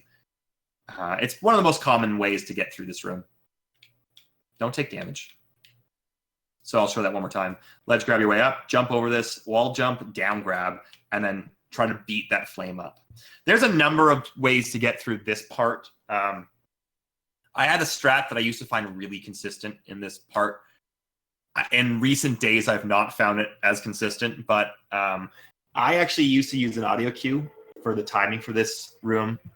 So I'm using the Norfair music. Dum, dum, dum, do, do, do, do, do, do, do, do. So I would just run. I'd be holding charge and run. I'll push left on beat 1. And then I'll actually release jump, release run, and push run again within 1 beat, like this, 1 and 2. So holding run, I push left, release run, and then push run again. 1 and 2, 3. On 3, I'm actually releasing both buttons.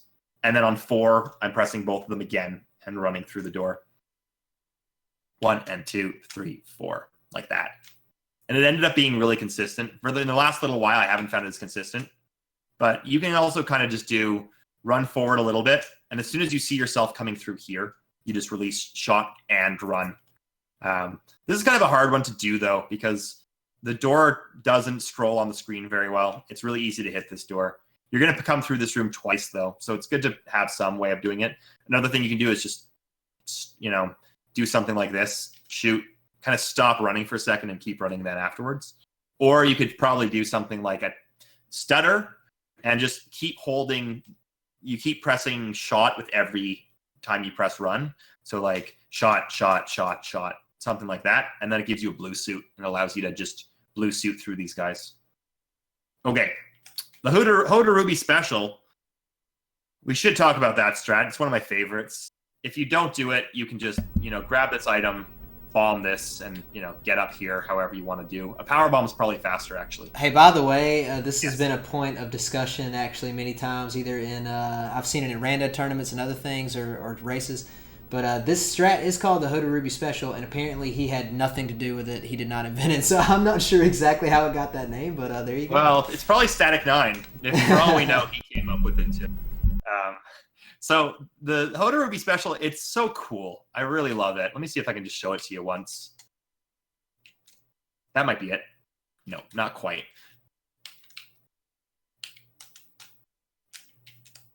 Oh, I didn't get blue suit. So what you're trying to do is you're trying to get blue suit, do a mock ball, grab this item, and while you're bouncing, you have to do a perfect mock ball, hit jump again to bounce your ball, and then grab this item on the way up, but timed perfectly so that you have blue suit to actually open this as well. Pretty hard to do. That was way too, well, maybe it'll work. Let's try it. Let me just show it to you once first if I can.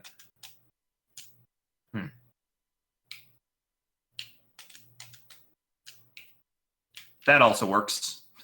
Bouncing and, doing that and grabbing the item after also works. But like I said, this one is pretty hard. For some reason, it's one of those things that, like, when I'm doing hundo, I get really consistent with it. But if I haven't done hundo in a while, it sort of makes it harder to do. So anyways, what I like to do is I actually just run up against, I do a spin jump and run up against this wall here. And that sort of puts me in this position, which is kind of where I like to start from. That way it's consistent every time. So I just hold a full spin jump, but I make sure I butt up against this wall on the way up. So it always puts me in this location. Okay, so from there, I like to do, I think it's a stutter 2 tap or stutter 3. 1, 2. There it is, yeah. Yeah, so that's essentially the idea. Actually, I think I do a stutter 3. Yeah, I do. And so by doing that, I jump right here. I use this as the reference for the jump, this stalactite.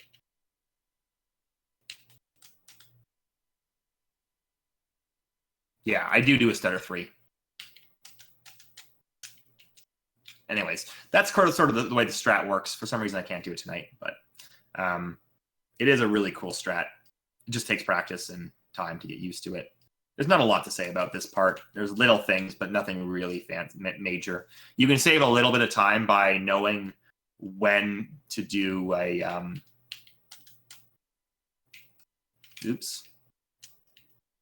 knowing when to hold jump and when not to hold jump. So like if I come through this area, if I just hold right on this first one, it actually puts me through right away. You don't have to hold jump to spring ball through this area. So I just hold right for the first one. And if I'm lucky, when I jump up here, again, I release jump and I hold right here, and it'll actually put me through into the next pattern. Like I said, these are all really small things, but hold right, jump, hold right, jump, jump, and I come down, unmorph, shoot this, and then I come through holding a charge. That way I can kill this block immediately. Try to quick drop, and then try to quick drop again. Same thing. And then you're coming back through this room again. You can do exactly the same thing you did before. Whatever strat you like to use. This time we're going to the left. So we're coming through the same room. How did I like to do this one? Oh, yeah, right. So this is Hundo. So we have space jump.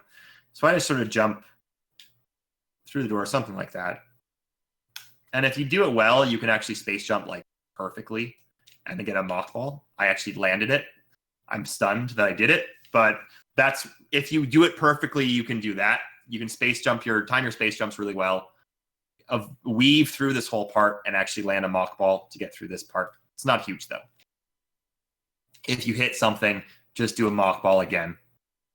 All right, this thing sucks to try to get into. You can just get in by screw attack through, but it's kind of finicky. It's pretty hard to get into this thing. So I found something that's actually pretty consistent. So what I do is I spin jump from the ground here, from here. So I just spin jump into this wall here. So I'm hitting this wall. I continue to hold right. And then at the very end, just before I hit the ground, I just tap. I hold left. And at the very end, before I hit the ground, I tap right. So I just do something like this, tap right. And it puts me in there pretty consistently. Tap right. It's a little thing, but like I've spent so much time trying to get into this hole, and I do something like this. You know, like it's nice to have something really consistent. Okay. I like to lay a bomb as I'm going up. And the bomb will destroy that face on the way through. There are other ways. I've seen some people who actually do some sort of shooting method where they shoot and screw through, and then that gets rid of it. But anyway, what I like to do is this. Lay a power bomb, grab this item, and then the power bomb actually detonates as on your way back through, so you can hop over quickly. Unmorph, I actually just bounce up through this using screw attack on your way out.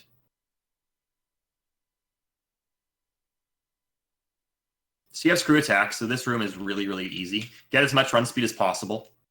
Space jump your way through, and try to mock ball. I come into this room holding with a missile. Yes, I do. Yeah. You want to come into this room with a missile selected so that you can kill this guy in one go and potentially grab that super. If you want, you can just space jump across. There is a trick called the leap of faith, though. Like, this is what most people will just do. But there is a trick called the leap of faith, which is pretty awesome. Which looks like that. It's a deboost off of that waiver. If you mess it up, you're losing time. If you fall down here, you're definitely going to lose time. But it's not too hard to get consistent. I just shoot. I do one jump. I switch to missiles on the first jump. And then I do a space jump. The second space jump, I press fire almost immediately. And then try to deboost off of this other guy. Something like that. And then you have iframes, or you actually just screw attack through this guy. Normally, you'll not use a super. Probably have power bombs on at that point. Shoot this and get up here however you want. The fastest way, I think, is to come a little bit this far, stand up, and run through the rest of this room. This next room can be really laggy. So I try to remove as much lag as possible at the very beginning by getting rid of as many enemies as possible. My screw attack jump here, I aim to try to hit this first seahorse. Oops. Trying to avoid landing on those platforms, though. And then try to get at least 2 on the way down. So I can jump up, grab this item, and then use 1, 2, or maybe 3 ice shots to kill anything else in my way. This room can be very laggy though. Arm pump on your way through. A lot of these rooms, there's not a huge amount to say about them really. This room, there's some cool stuff about this room. You have to kill that block, and you can freeze this guy at the same time. If you shoot and run and move forward right away, if you do something like this, you'll hit them both. Yeah, this next part that you're about to show is probably like one of my favorite strats. In, can't 100%. wait. Yeah, it's super fun. The next room has a great strat. It's really, really slow if you don't get this strat or a variant of it. So it's a really cool one to learn. It's an incredibly awkward room, but the strat that I don't know who exactly came up with it. The first time I personally saw it was in an Overfiend stream, but I mean I'm pretty sure that it had been out there before. But it really takes a lot of the awkwardness of the room away. So this is one that just personally I would recommend learning because I feel like the difference between it and just kind of like winging it is pretty massive in terms of time. Yeah. Oh, it's huge. So you want to shoot open that little hole. I like to get as much run speed and do a little mock ball through here. If you do it properly, you can actually get a little boost and get out pretty quickly. Oops, not like that. You'll boost off this guy and you'll land right here. Let's see if I can do it once. Sort of like that. If you get a little more speed, you'll actually land right here. Anyway, let's look. This is the room. Let me just sort of show you what this room kind of looks like first. That's entirely wrong. Nope, that was also wrong.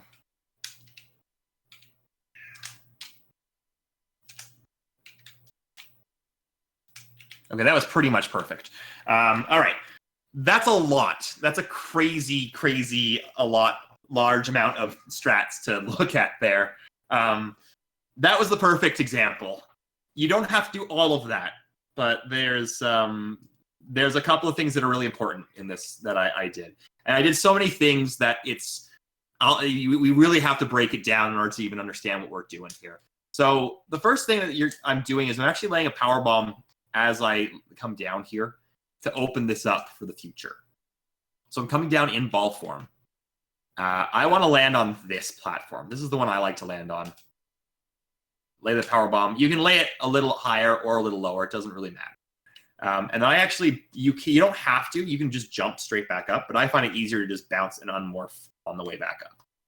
So I go into spin. I start with a screw attack just to get this guy out of my way.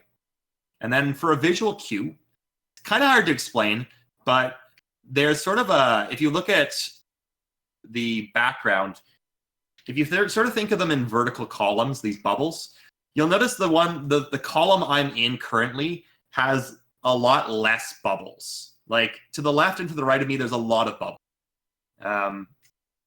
It's like a black line almost. Like it's like a black line, yeah. But with a couple of bubbles in it. That's sort of what I use as my reference, or actually maybe even a little. That's probably pretty right. Let me double check that. Yeah, that's what I use. So as I come into that room, I look for that black line. It doesn't have to be perfect, but that's what I use. You want to make sure you're facing left. That's another really important part of this.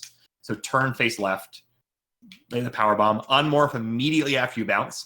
And you want to take a deboost off of this waiver because this room is so slow to get through. The problem is because there's so many bubbles, there's really no way to get good speed, right? Like the most speed you can get is one tile worth of movement and try to spin jump. But even trying to land that and get full speed on one of these platforms is pretty hard. Hey, and real quick for beginning players, this is actually something that will make your life easier just in case you weren't aware.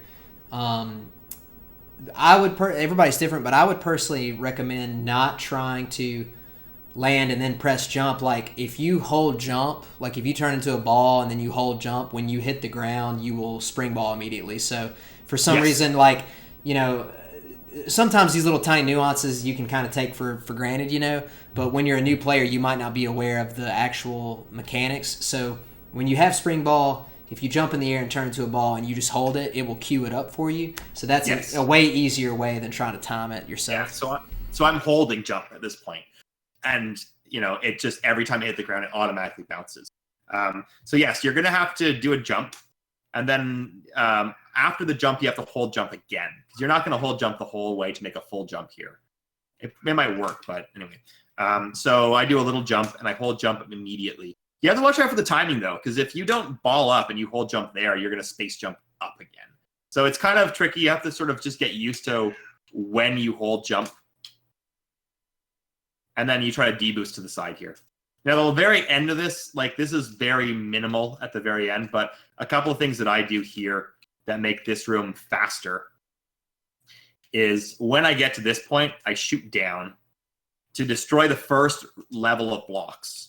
And then I actually do a turnaround. So I shoot this, and I do a turnaround to get rid of, there are other blocks here that I'm turning around through. And once I do that, I actually ball up on the way down, ball up here. These will all be gone. And you'll also freeze this ripper sort of right here if you do it properly. So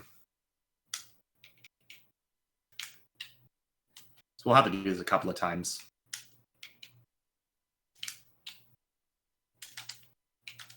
So that wasn't quite perfect. So you notice I didn't freeze that ripper. But ideally, you want to shoot these blocks and then do a quick drop down to here. And that just sort of freezes the ripper in the perfect position. I then switch to a super and hit him. He's usually here. And you can grab that item on the way back out. And after I hit him, I've just unmorphed. So I kind of unmorph, shoot him, and then I take a deboost off of these spikes over to this missile. That's like I said, it's a crazy amount and takes a huge amount of time and practice to get all of those things together. Just like this. Yeah. Often I won't get all of that. If I get the deboost, I'm happy. But that extra stuff just adds, a little bit of extra time to it. So it's just to sort of break down everything that I'm doing in this room. That's sort of what I'm doing here.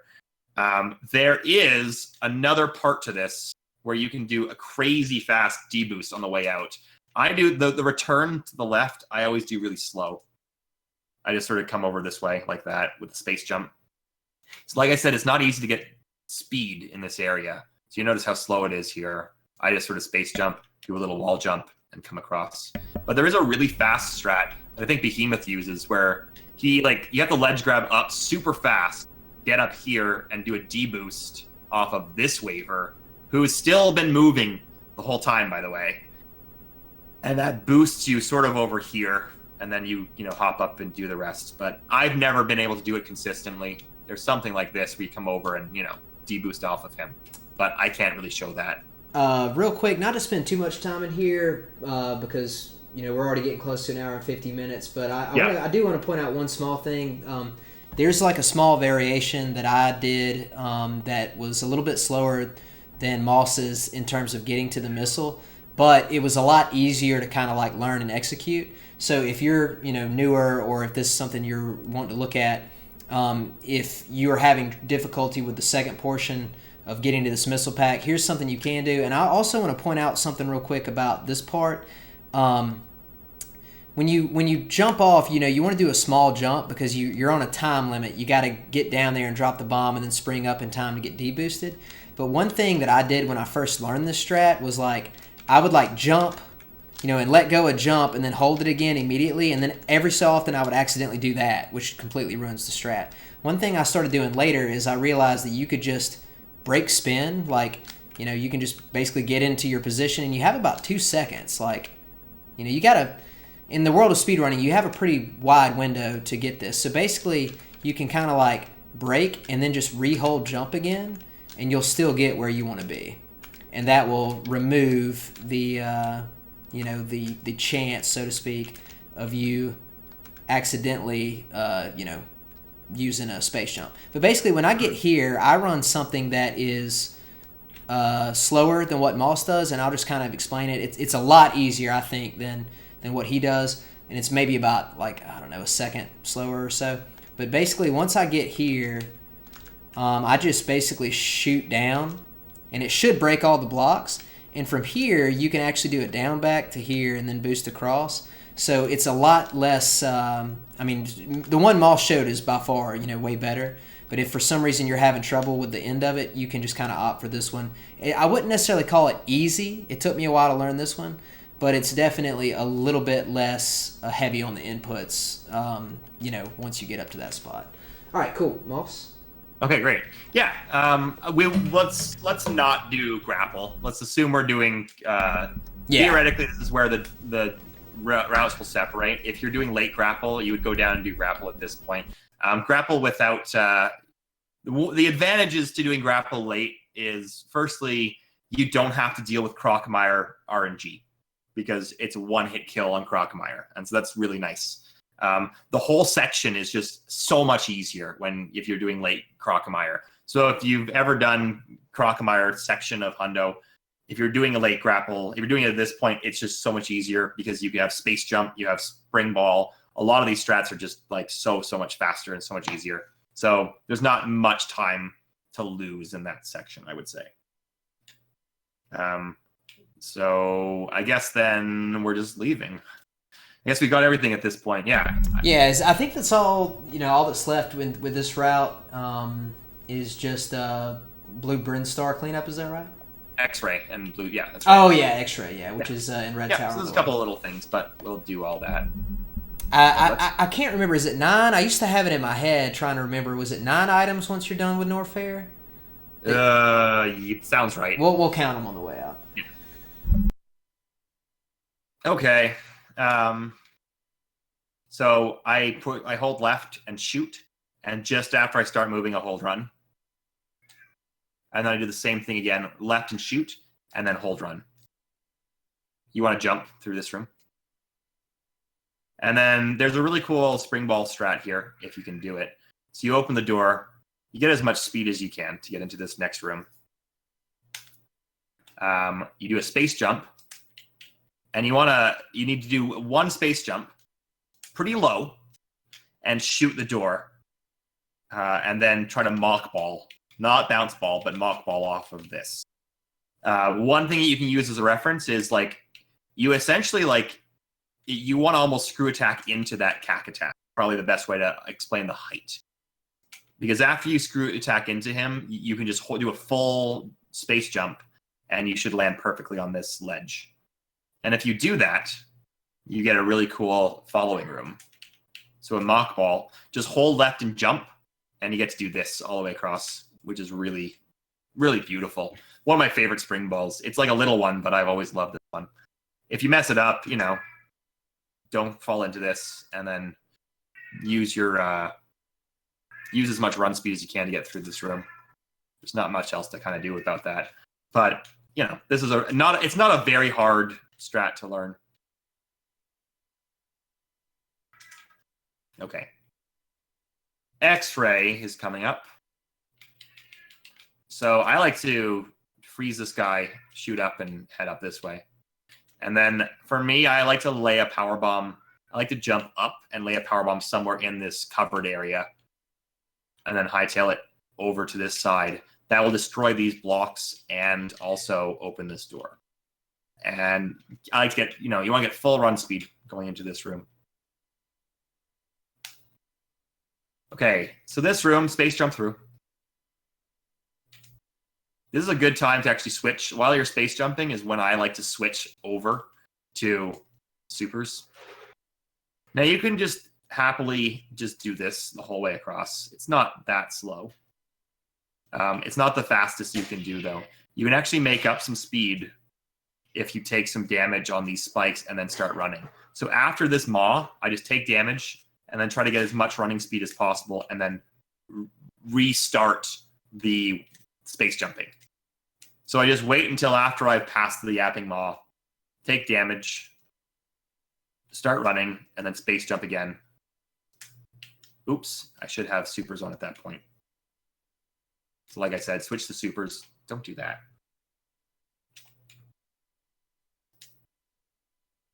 And if you can, it's nice to do a super and then a mock ball into this room.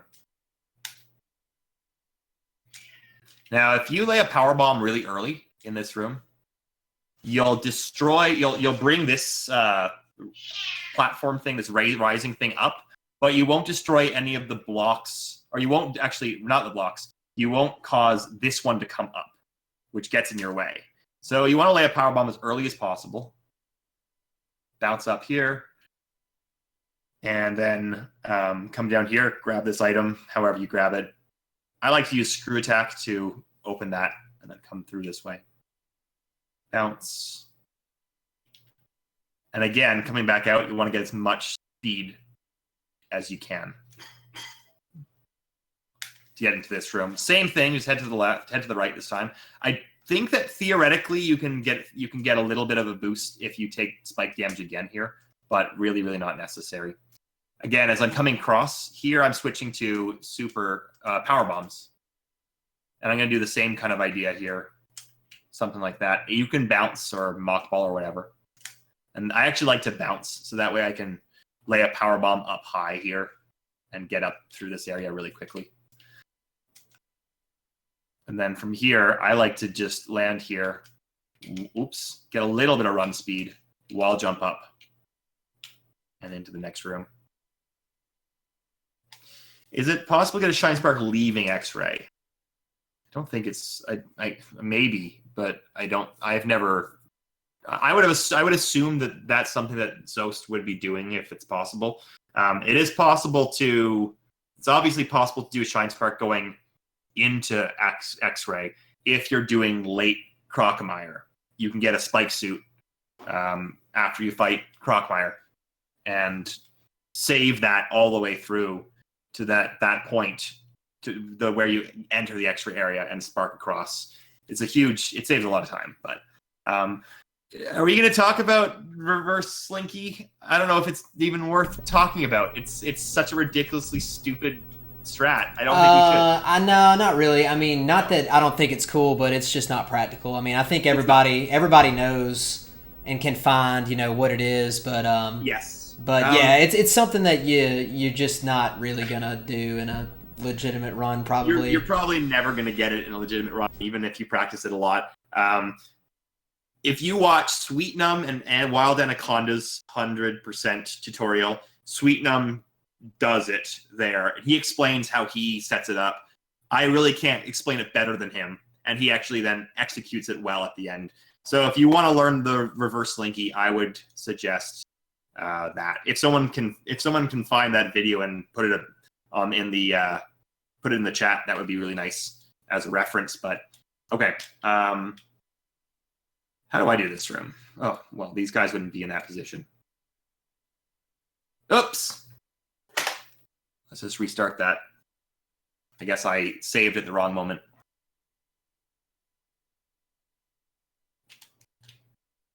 Oh bullshit. My game saver lost everything. Okay, I'm just going to have to go back there. Do you want to do a little bit while I'm doing that, Kipp? Or not. I can just do it quickly. I guess the closest place would be Red Tower. I guess Kipp's not here. So I'll head back now. So essentially you have almost... Oh, I'm sorry, dude. I was actually talking, but I think I had my mic muted. Yeah, sorry about that. My game saver crashed and... Yeah, I'm heading that way. Okay. I was just going to backtrack on what you said about reverse slinky real quick. There's, Sure. One thing that we try to talk about a little bit with Strat Chat, just for anybody watching, whether now or in the future, is the idea that, there really are tons and tons of different strats for each different room. And we're showing some of the ones that we think work the best or the fastest or the most consistent. But that doesn't mean that you can't either A, come up with your own for certain rooms, or, B, find one that is more suited towards your ability level. I've done this a lot. Like, the way that I've put together categories for the last year and a half is, it's kind of different each time, to be honest with you. And so reverse slinky is a super awesome, strat. But this is just me personally. Like, it's not something I would ever really go for or expect to get in a run. So I personally just don't practice it. Now, that doesn't mean that it's a waste of time or anything. It's just that for me personally, I know that I'm never gonna go for it. So Yeah. it's definitely a swag thing, and it is fast if you can get it, but it's just not overly practical in terms of putting it in a run. Absolutely, yeah. Okay. Anyways, I'll still keep going. So I just hold the charge, angle down, and run, and I just run right until somewhere around there. Actually, yeah, I think that's about right. I can't remember anymore. It's been so long since I've done this stuff. So yeah, I shoot here, I jump here. That's actually pretty close to what you do in reverse slinky, but let me just set that up one more time.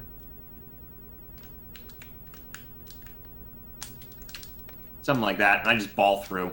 There are other ways to do this, but I just go into a ball, and I just roll until I get to somewhere around here. Potentially, I might accidentally bounce and do something like this, but that's all I do. And I just get a lot of speed and space jump my way through. There are probably slightly faster ways, but this is as good as anything you're going to need, probably.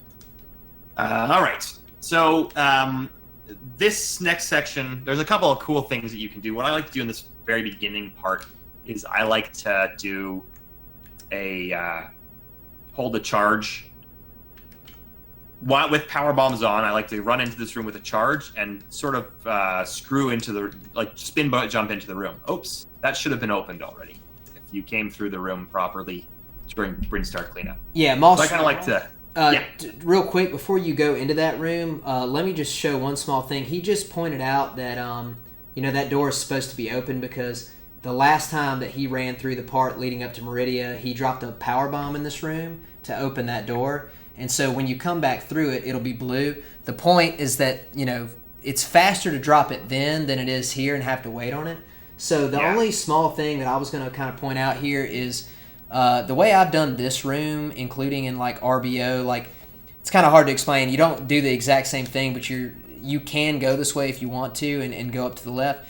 But when you're trying to get the space jumps through this room, the way that I've always done it that's made it sort of easier is I do two full jumps and then a small jump. And what I mean is like, a full jump to full jump, second full jump. And if you do a third full jump, this little guy right here, that ledge right there, can really get in your way. And so you kind of want to be thinking in advance about it being there. So you can do like 1, 2, and a smaller one. And then you can go back to doing full jumps, and it'll actually get you up here where you want to be. And if you have opened this door, it should be blue already, and that pretty much sets up kind of where Moss is, for the next segment. So just be aware that little, kind of ceiling thing is there, and it can slow you down. Yeah, that's a really good point. All right, take it away, bud. Okay, so like I said, I come into this room jumping with a charge shot and power bomb selected. You don't really need the power bomb selected. You could do it later. But what I like to do is, by doing that, I can screw attack through the first guy, and then at the right time, I just push R, and you freeze and potentially kill that enemy. The easiest way to probably do this is after you screw attack through the first guy, you just do a mock ball under this hopper. And then I would imagine that this is probably the farthest away that you can lay a power bomb. Using this as a horizontal reference. So let's double check how far over you can lay that power bomb. Like here. Oh, that works. No, I guess it doesn't matter. Just lay a power bomb somewhere to get through and grab this one. Now, most people will lay a power bomb over here and then come back for this item.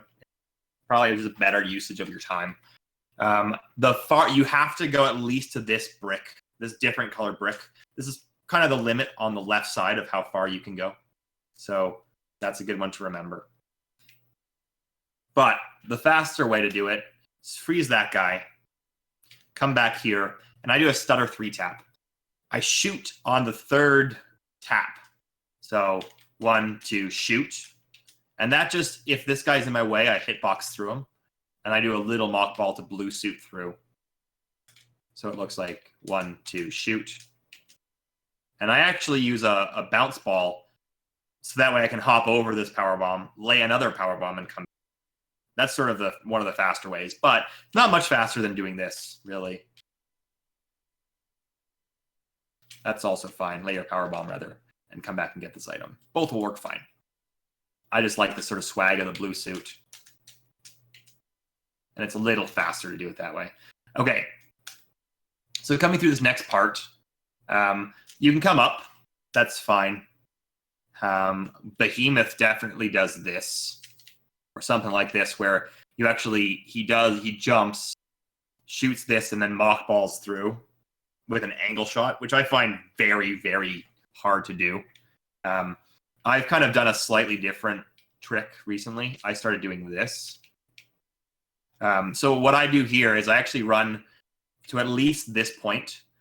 I then quickly crouch, shoot, and then follow my beam, and that will actually clear out this spot here.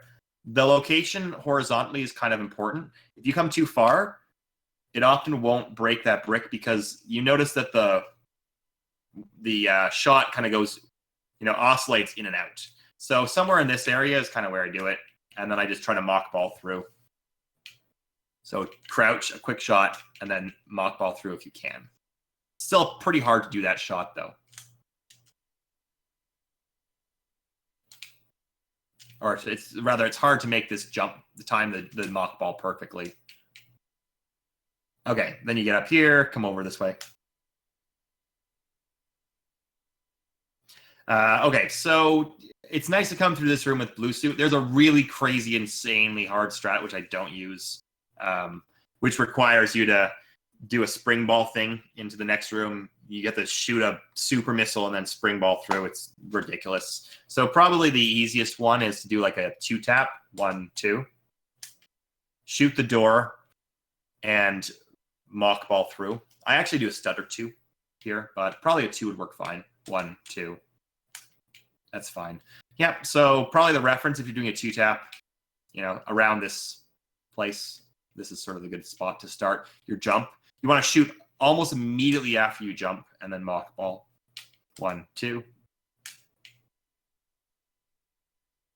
Switch over quickly to supers, unmorph, run in. The way I like to do this room is I just run in, select power bombs.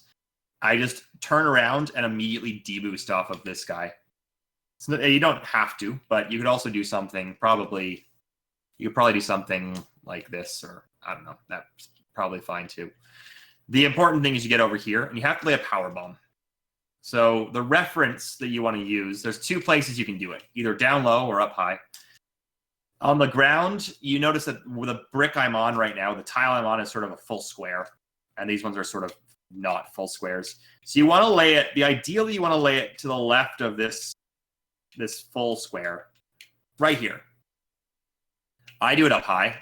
I just jump ball up and hit this this location here and lay the power bomb there. The reason you want to lay this location is it'll open up the area just so that it doesn't destroy this side at all. It doesn't destroy that side, but it destroys enough that you can actually run in and just spin jump right in perfectly. If these are also destroyed, it's just a little harder if this is destroyed to get in here perfectly. So that's, if you can, the ultimate place to lay a power bomb.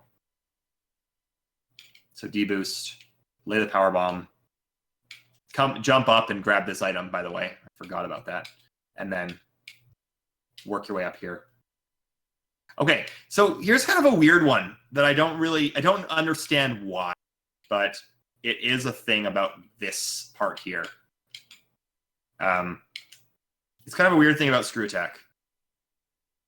For some reason, so you're gonna wall jump. Let's do this again. Let's clear all this out first. Don't really understand this one, like I said, but try not to jump too early to get this item as well. Okay, so you're gonna be wall jumping up here, however you do, and then you're gonna screw attack through this brick here. Now, one thing that you'll notice, and like I said, I don't really understand why, but if you screw attack off a wall jump and you don't change directions, so if I'm wall jumping here, let's just say I'm continuing to jump to the right, just wall jumping, holding right, just wall jumping my way up. You'll notice that, oh, that kind of worked. Actually, that's because I hit the wall a couple of times. But you'll notice that often the screw attack won't break these bricks. Because for some reason, if you're in this location, see, I wall jump, and it doesn't push me through these bricks. So I always turn around. For some reason, when I turn back left, the screw attack breaks through those blocks. Someone might be able to explain it, but I don't really know what that's about. Anyways, it's just something, it's a quirk, something to know that when you get up here, make sure you definitely turn around on your way up.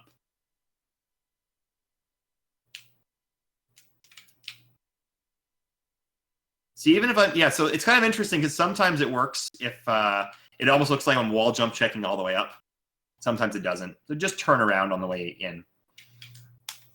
Okay, so if you jump really late into this door, you can get up here, which is ideal. If you jump, so you can kind of tell based off of how well you went through the door. If you can get up there. If not, land down here and get up. There is a pretty cool strat that I kind of remember. Let's see if I can do it. There's like a mock ball, kind of a mock ball. And I don't really understand this one. Looks kind of like that. That wasn't it, though. If you mock ball if you open this door and mock ball right on this corner, you'll actually kind of get a horizontal boost off of nothing. It's kind of, I think it's similar to what happens in a flatly jump or a corner jump, where your animation, your uninterruptible morphing animation, still thinks you're on the ground, but you've actually traveled off the ground. So it's sort of, it's I don't know exactly how it works, but let me see if I can show it to you. Oh, that was pretty close, actually. Maybe I have to shoot a little earlier. Oops.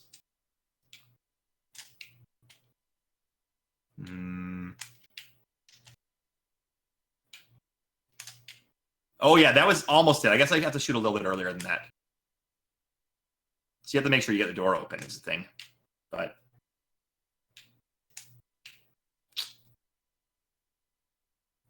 actually don't even remember if I usually have a visual cue for this, but let me see if I can just do it by trying it a few times.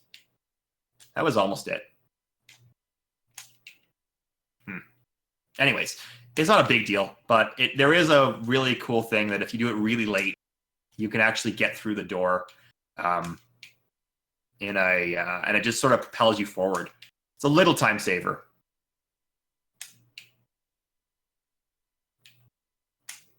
But I just, what I just try for it. Happens, great, and if it doesn't, no big deal. So you can kind of see that it's kind of happening, but I haven't quite landed it.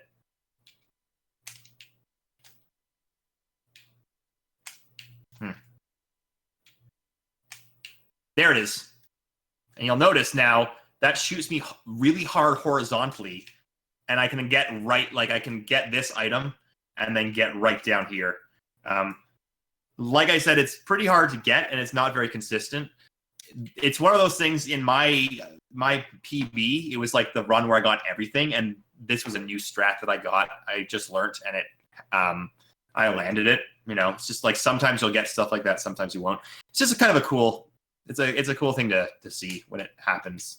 If it doesn't happen, come in here, grab this item, get back out. Probably switch to supers.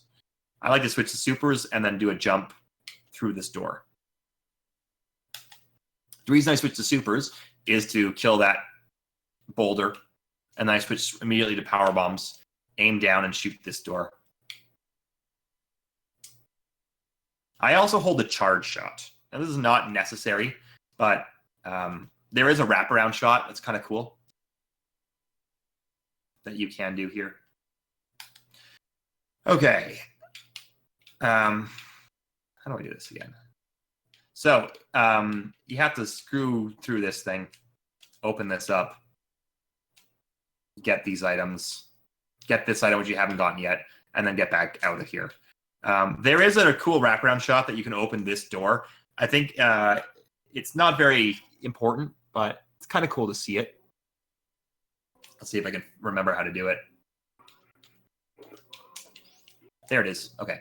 Yeah, so I shot diagonally right, and it's opened this door over here. It's not a big deal, but what I use as a reference, if I can show it, I shoot right here. As I'm passing on the right, there's like a single brick. I shoot diagonally down as I pass the single brick on the right, and that should open the door. There it is. That opened it up. And then I lay a power bomb somewhere around here, and then I actually roll out on the side. So just one more time. Oops. Shoot. Power bomb, roll to the right, grab this item, and then that door is actually open at this point. I think I do a 2-tap here, and that way this door's open, and I can just blue suit speedball through. Here I do a 2-tap, 1, 2, to charge up. You can store a Shine Spark through the elevator transition here, which is kind of cool. There's a bunch of ways to do this triggering. The way that I just do it here is I just hold left and shoot, then hold run, and then jump near the end. And then here you can just hold R, or up, I guess, and then Shine Spark straight across. It's kind of a cool one because like they never see it coming. You just Shine Spark right through them, right? You know, as soon as the door opens, you just kill all of these guys. All right, you have to come down here. There's a couple of ways to do it. You can lay a power bomb and just work your way down. You would also screw attack in. It's pretty hard to land the timing on this one to get perfectly down here. You'll notice it's like really easy to not land all of this. There is a really cool, consistent way of doing it though, which I learned relatively recently. So you're gonna, from right here, just hold right and jump, and it puts you right down. So you actually sort of spin jump and hold right against this thing in the ceiling. And if you do that, you just hold right, and it puts you down here perfectly. So it's actually a free screw attack at that point. So just spin jump to the right and hold right, and down you go. I saw that. I learned that from Oats and Goats, I think. Work your way back up however you want. Okay. Kill this. I usually kill him just in case. To I lay a bomb, and I switch to power bombs. I usually lay a power bomb right around there. There's a couple of ways to do this room. There's an audio cue that I used for a while. I don't use it anymore. But this is a really, this is a room it's really, really easy if you mess it up to lose a lot of time. So what I used to do is I'll hold, run, shoot, angle, and right. But I'm using the audio, the criteria rhythm. Bum bum bum bum bum bum bum bum bum bum bum bum bum bum bum bum 1, 2, 3, 4. I'm using that tempo. So I hold right on beat 1, and then I just count beats until 11, and on 11 I release shot, and that's it. So just to show you that, 1, 2, 3, 4, 5, 6, 7, 8, 9, 10, 11. And it works perfectly every time. If you're finding you're having trouble with that one, that's what that's an audio cue that you can use. That's interesting, man. Really, yeah, it's a really, really easy one. It also works from here. So if you lay the power bomb and you're right up against the door, this location works as well. Yeah, it's kind of a cool one because it factors in the door transition as well into the timing. Yeah, it's just a free one now that I found. I'll do it one more time. And then there is another strat that I found, which is also really, really consistent, which is more of a visual cue. Power bomb. So from here, 1, 2, 3, 4, 5, 6, 7, 8, 9, 10, 11. So it's very free. I have a video on this strat in particular, but okay. So what I do now as a visual cue is I don't hold angle. I just run into the room. And now, in this room, I start holding run and shot. And angle, I guess. So you'll notice what this does is I'm running forward with an angled charge shot, but there's also the first shot in the room is heading to the right in front of me. So I'm like kind of following that first beam shot. So I release I release fire just after you kind of like I watch the right. I watch the first beam travel across the room to the right. As soon as the main section of the beam leaves the screen, I release shot, and that works perfectly as well.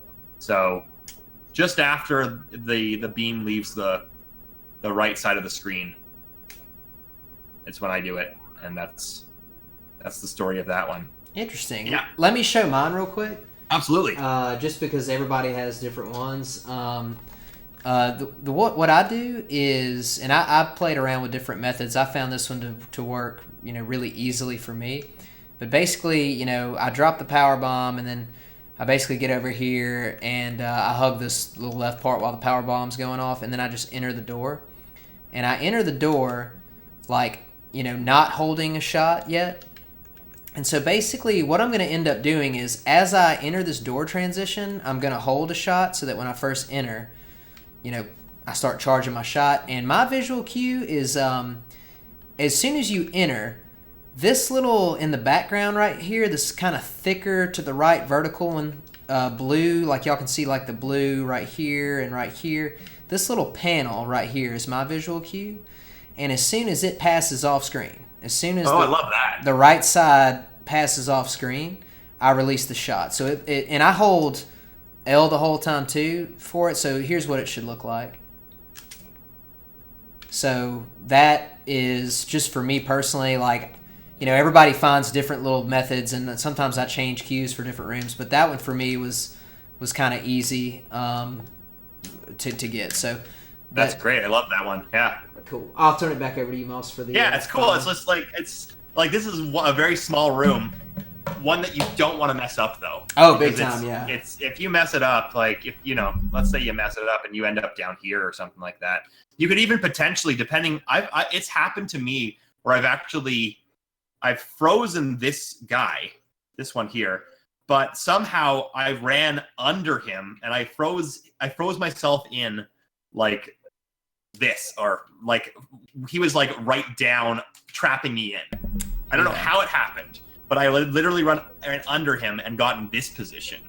And it was just by firing at the wrong time that happened. Yeah, and one thing to remember is like, even though this room can be pretty easy, ironically, it's one of the rooms where if you just accidentally mess up, it destroys you. Like in terms of time, the amount of time you can lose in this room is really massive. So it'd be good to have, whatever you're comfortable with, something that works consistently. We're always big on consistency. Yeah, absolutely.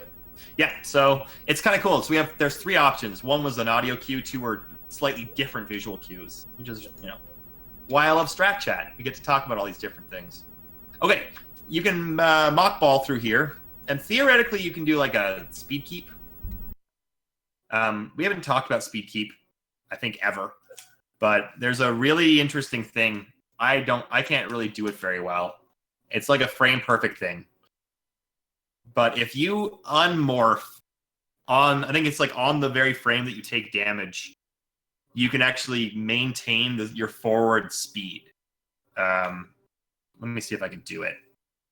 It's a little thing, but nope. But you'll notice that sometimes it'll actually happen. You can actually keep your speed. It actually might have been close to it, but anyways, there is a trick to do that, but you have to hit perfectly on the right frame. Anyway, most people are not going to be trying to go for that. The easiest way to do it is just mock ball. And I think I just unmorph here and run in, get a little more running speed. Kind of like what you did in X-Ray, taking 1 damage and then using the ground after you take the damage to get more running speed to space jump. It's kind of how I would suggest doing that room. You're probably using having power bomb selected already. So just unmorph here and then do something like this. Whatever you want to do. Either mock ball in or bounce ball, doesn't really matter. Lay a power bomb immediately and work your way over here however you want to. And then head up. And then we got 1 more item, and that's the whole hundo. So however you want to get up here, I just do 1 wall jump off of this platform here.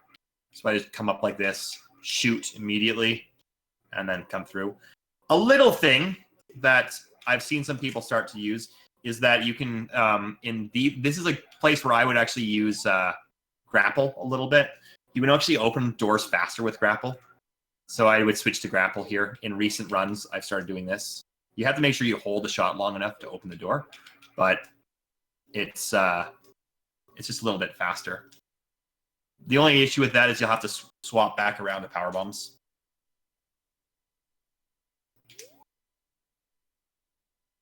You grab the last item. And I think actually this might be where I would use it. Yeah, I'll run to the right and I'll open the door with this. But you don't have to. Power bombs are all, you probably have to just have power bombs on at this point. So probably the easiest way to get out of this room is if you just do a mothball somewhere, and then you can just spam jump. Or maybe not spam it, just press jump as soon as you start moving, and you'll go right into that hole. I think theoretically it's possible to mockball in, theoretically, but I don't think I've ever done it consistently. Yeah, I think you can, but anyways, theoretically you could do that, but it's really not worth your time. And then I just unmorph here, and I jump through this door. If you don't jump through the door, you can't jump right away here. You'll kind of fall. So I jump through this door. And we do a little ledge grab. I come up like that. And how do I get up the rest of the way? Probably something like this. I don't even remember what I used to do now. Oh, I think now I come this way. Yeah, that looks right. When you have high jump, all these little platforms don't make sense to really use, but this one is kind of well placed. Use screw attack. I jump at the second mushroom with holding a charge shot, and that opens the door. And then this room is just shooting down. If you shoot down at the right time, you'll hit each enemy twice. Yeah, one small thing for that room. It's definitely not the most optimal thing, but you got to remember that the optimal thing is only optimal if you actually execute it perfectly or whatever. For me personally, in terms of consistency, especially in Hundo, I found that just using regular missiles against those pirates, like just doing as small of a jump as possible, breaking morph, and hitting each one with a regular missile, was the fastest way for me to get through the room, like without issue or whatever. And obviously, in this category, you've got a gazillion. So many missiles. Yeah. Right. So that's just one thing to think about. That's a good point. Absolutely. You're not going to be shy on missiles at this point. So yeah, if this is easier for you, if you are trying to do these jumps and you keep hitting these platforms, like if you keep doing something like that and hitting the ground, like that, then it's not worth your time to try to do it that way. You should just come down, and you are not shy on missiles. So that's it's a little thing, but always good to mention these things. Yeah, and then, to that point, like just to kind of put a close on one kind of big philosophical thing that we talk about a lot, it's kind of like,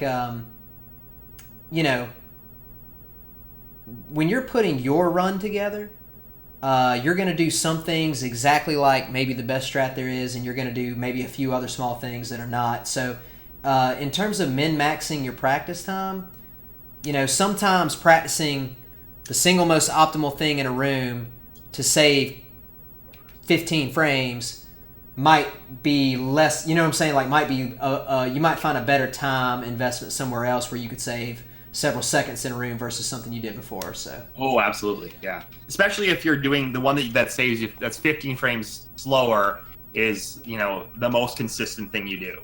Right. Consistency. That's the very important thing. I mean, it's good to talk about all the different strats, but yes, mutate, evolve, change any of these strats that you see, make them your own. I think that's kind of an important part of what we talk about, is that like I often mention, like, oh, this is a sweet numb strat, this is a behemoth strat, this is an overfiend strat, but even though these are strats that I learned from these people, I'm probably not doing them exactly the same way that they do them, because as much as I'm giving you visual cues of how to, when to do this, audio cues of how to do this, you still have to tame the beast yourself. Exactly. So, if you find it slightly easier to do it this way or whatever, that's good. And, go with that. It really is probably the best way to explain it. So before we wrap up our last strat chat for season 1, we did have one question in the chat earlier, so I'm gonna go to the Q&A and I'm just gonna show something real briefly. Perfect. One I am asked a question about green gate glitches, and green gate glitching does not occur at any point in Hundo, but it does. It is a pretty major thing in randos. It's a pretty major thing in very significant thing in RBO and GT Classic. So one thing that Moss just kind of mentioned is kind of going to hit the nail on the head here. The way that I do a green gate glitch is not the only way. There are actually several ways to actually get it to work. I just, for whatever reason, naturally found that this one was the one that I was drawn to. And I get it more consistently than the other ones. But I've watched a lot of other people that do it way differently that get it consistently too.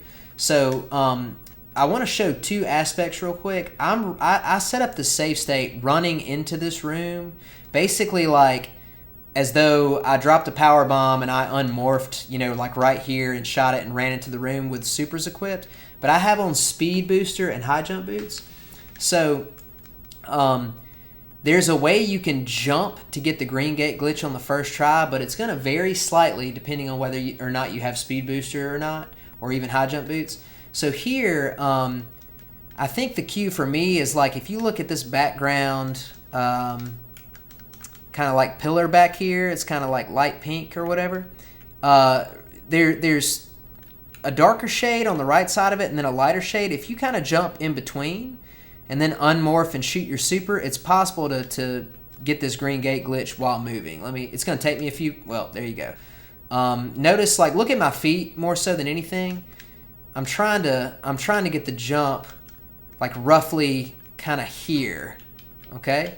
And so then I press R to break spin and press X as I'm gliding into it. It doesn't always work for me, and there's nothing I can really tell you in terms of visual cues after that. You just kind of have to feel it. But my method for getting a green gate glitch when standing still is I get as close to the gate as I can, and then I hold L. Holding L or R will make you move less when you tap the D-pad. Like if you tap the D-pad without holding, you'll move further. So I'm trying to move very little.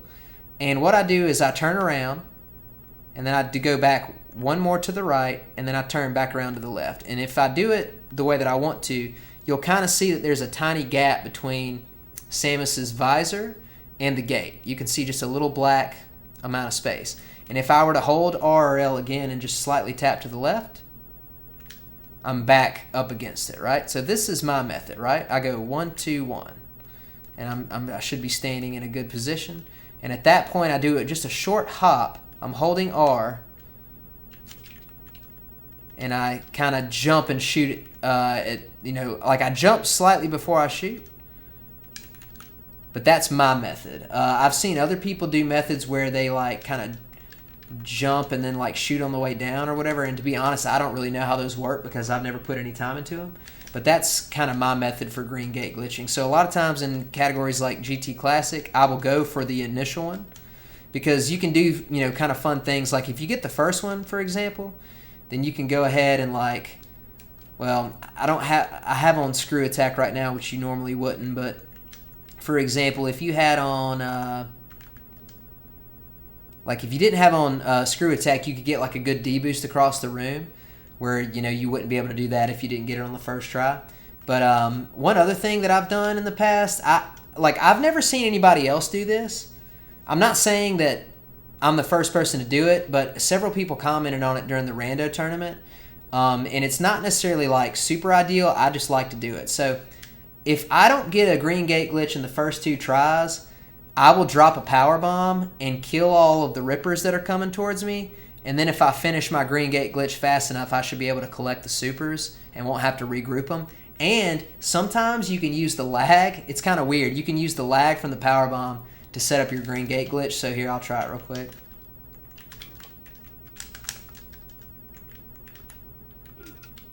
Okay, so I didn't quite get it. But if this were like a rando, for example, and I was able to get the green gate glitch fast enough, I could then collect and not have to worry about all of the supers and rippers flying across the room. So I'll try this one more time.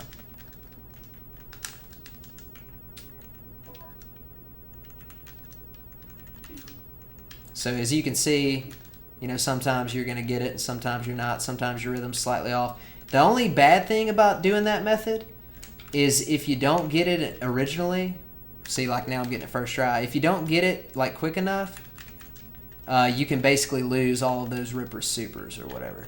But once you drop 2, then you should have enough time. See right there, I used the lag and was able to get the green gate glitch even inside the lag. So anyway, to kind of point out to put a period on what Moss just said, it's the same thing with this green gate glitch.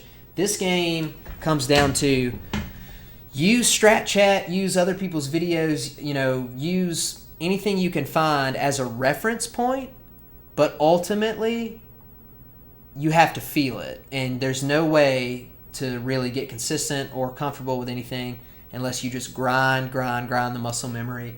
There's not a single person that I know of that has, continued to improve and excel at this game that didn't just rep something over and over until, it's not like you could just get it right one time. You kind of rep it until you have a really high likelihood of getting it, and that's pretty much it. So Moss, thank you so much for what I would call a very entertaining and successful season 1 of Strat Chat. It's been a blast, man. I appreciate you putting a lot of effort into putting a lot of these strats together and us talking offline and putting this stuff together. I hope it's been helpful for all the viewers out there. I'm going to actually put it back on you so they can see you for a minute, and you can just kind of say one last thing before we wrap it up for the season. Okay, great. Yeah, it's been really, really rewarding doing Strat Chat, and I'm so glad that people have been enjoying it. When I first came up with the idea, it's just I like talking about this stuff so much, and there's so many people who love discussing and talking about strats because there are so many ways to play this game. Aside from various categories, there's Ozost recently was talking about there's so many ways to skin a cat. When he had a comparison video of him and Behemoth on their tied world records, and just talking about how each of them just adjust differently. And so, this game is unique to each person, and the strats are unique to each person. And there's very few games that are like that. Like Super Metroid is really special because of that point. So it's been a really interesting experience doing it, and thanks to Kipp for doing it. Thank you all for coming, and we're gonna come back next in September and start doing another season. If you have ideas for things for us to do, that would be great. We've talked about different categories to look at. We've talked about maybe looking at someone's run and discussing ideas and things like that. If you have ideas, please let us know. And it's been a wonderful experience, and thanks everybody.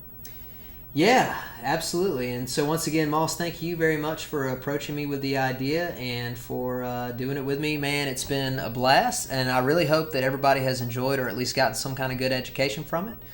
So that's basically a wrap on Season 1 of Strat Chat. I'm going to play the outro music, and then we're going to cut stream. Thanks again to StaticNine, by the way. Thanks for coming on tonight. Yeah, appreciate it, Static, very much. And not only that, but Static and a lot of you other guys, have been around for multiple episodes and typed in a lot of suggestions in the chat, which we really greatly appreciate. So, Moss, are you going to be doing your runs tonight after this? I'm kind of wiped, actually. I think I'm going to go and check out... Our White Goose put up a new GoldenEye Speed Lore recently, and I didn't get to watch it when it was live, so I'm going to go and watch that tonight. Sweet. And, yeah. All right, man. Well, you enjoy your night. Everybody else, I'm going to take a short break, maybe 5 to 10 minutes or so, maybe 15, I don't know. But I'm going to come back in a little while and then start doing some new route runs. I've been working on that recently and making a little bit of progress. It's still pretty new for me. I'm not quite 2 weeks in, so have a lot to work out. But thank you guys very much, and we will see you next season for Strat Chat. Good night. Good night.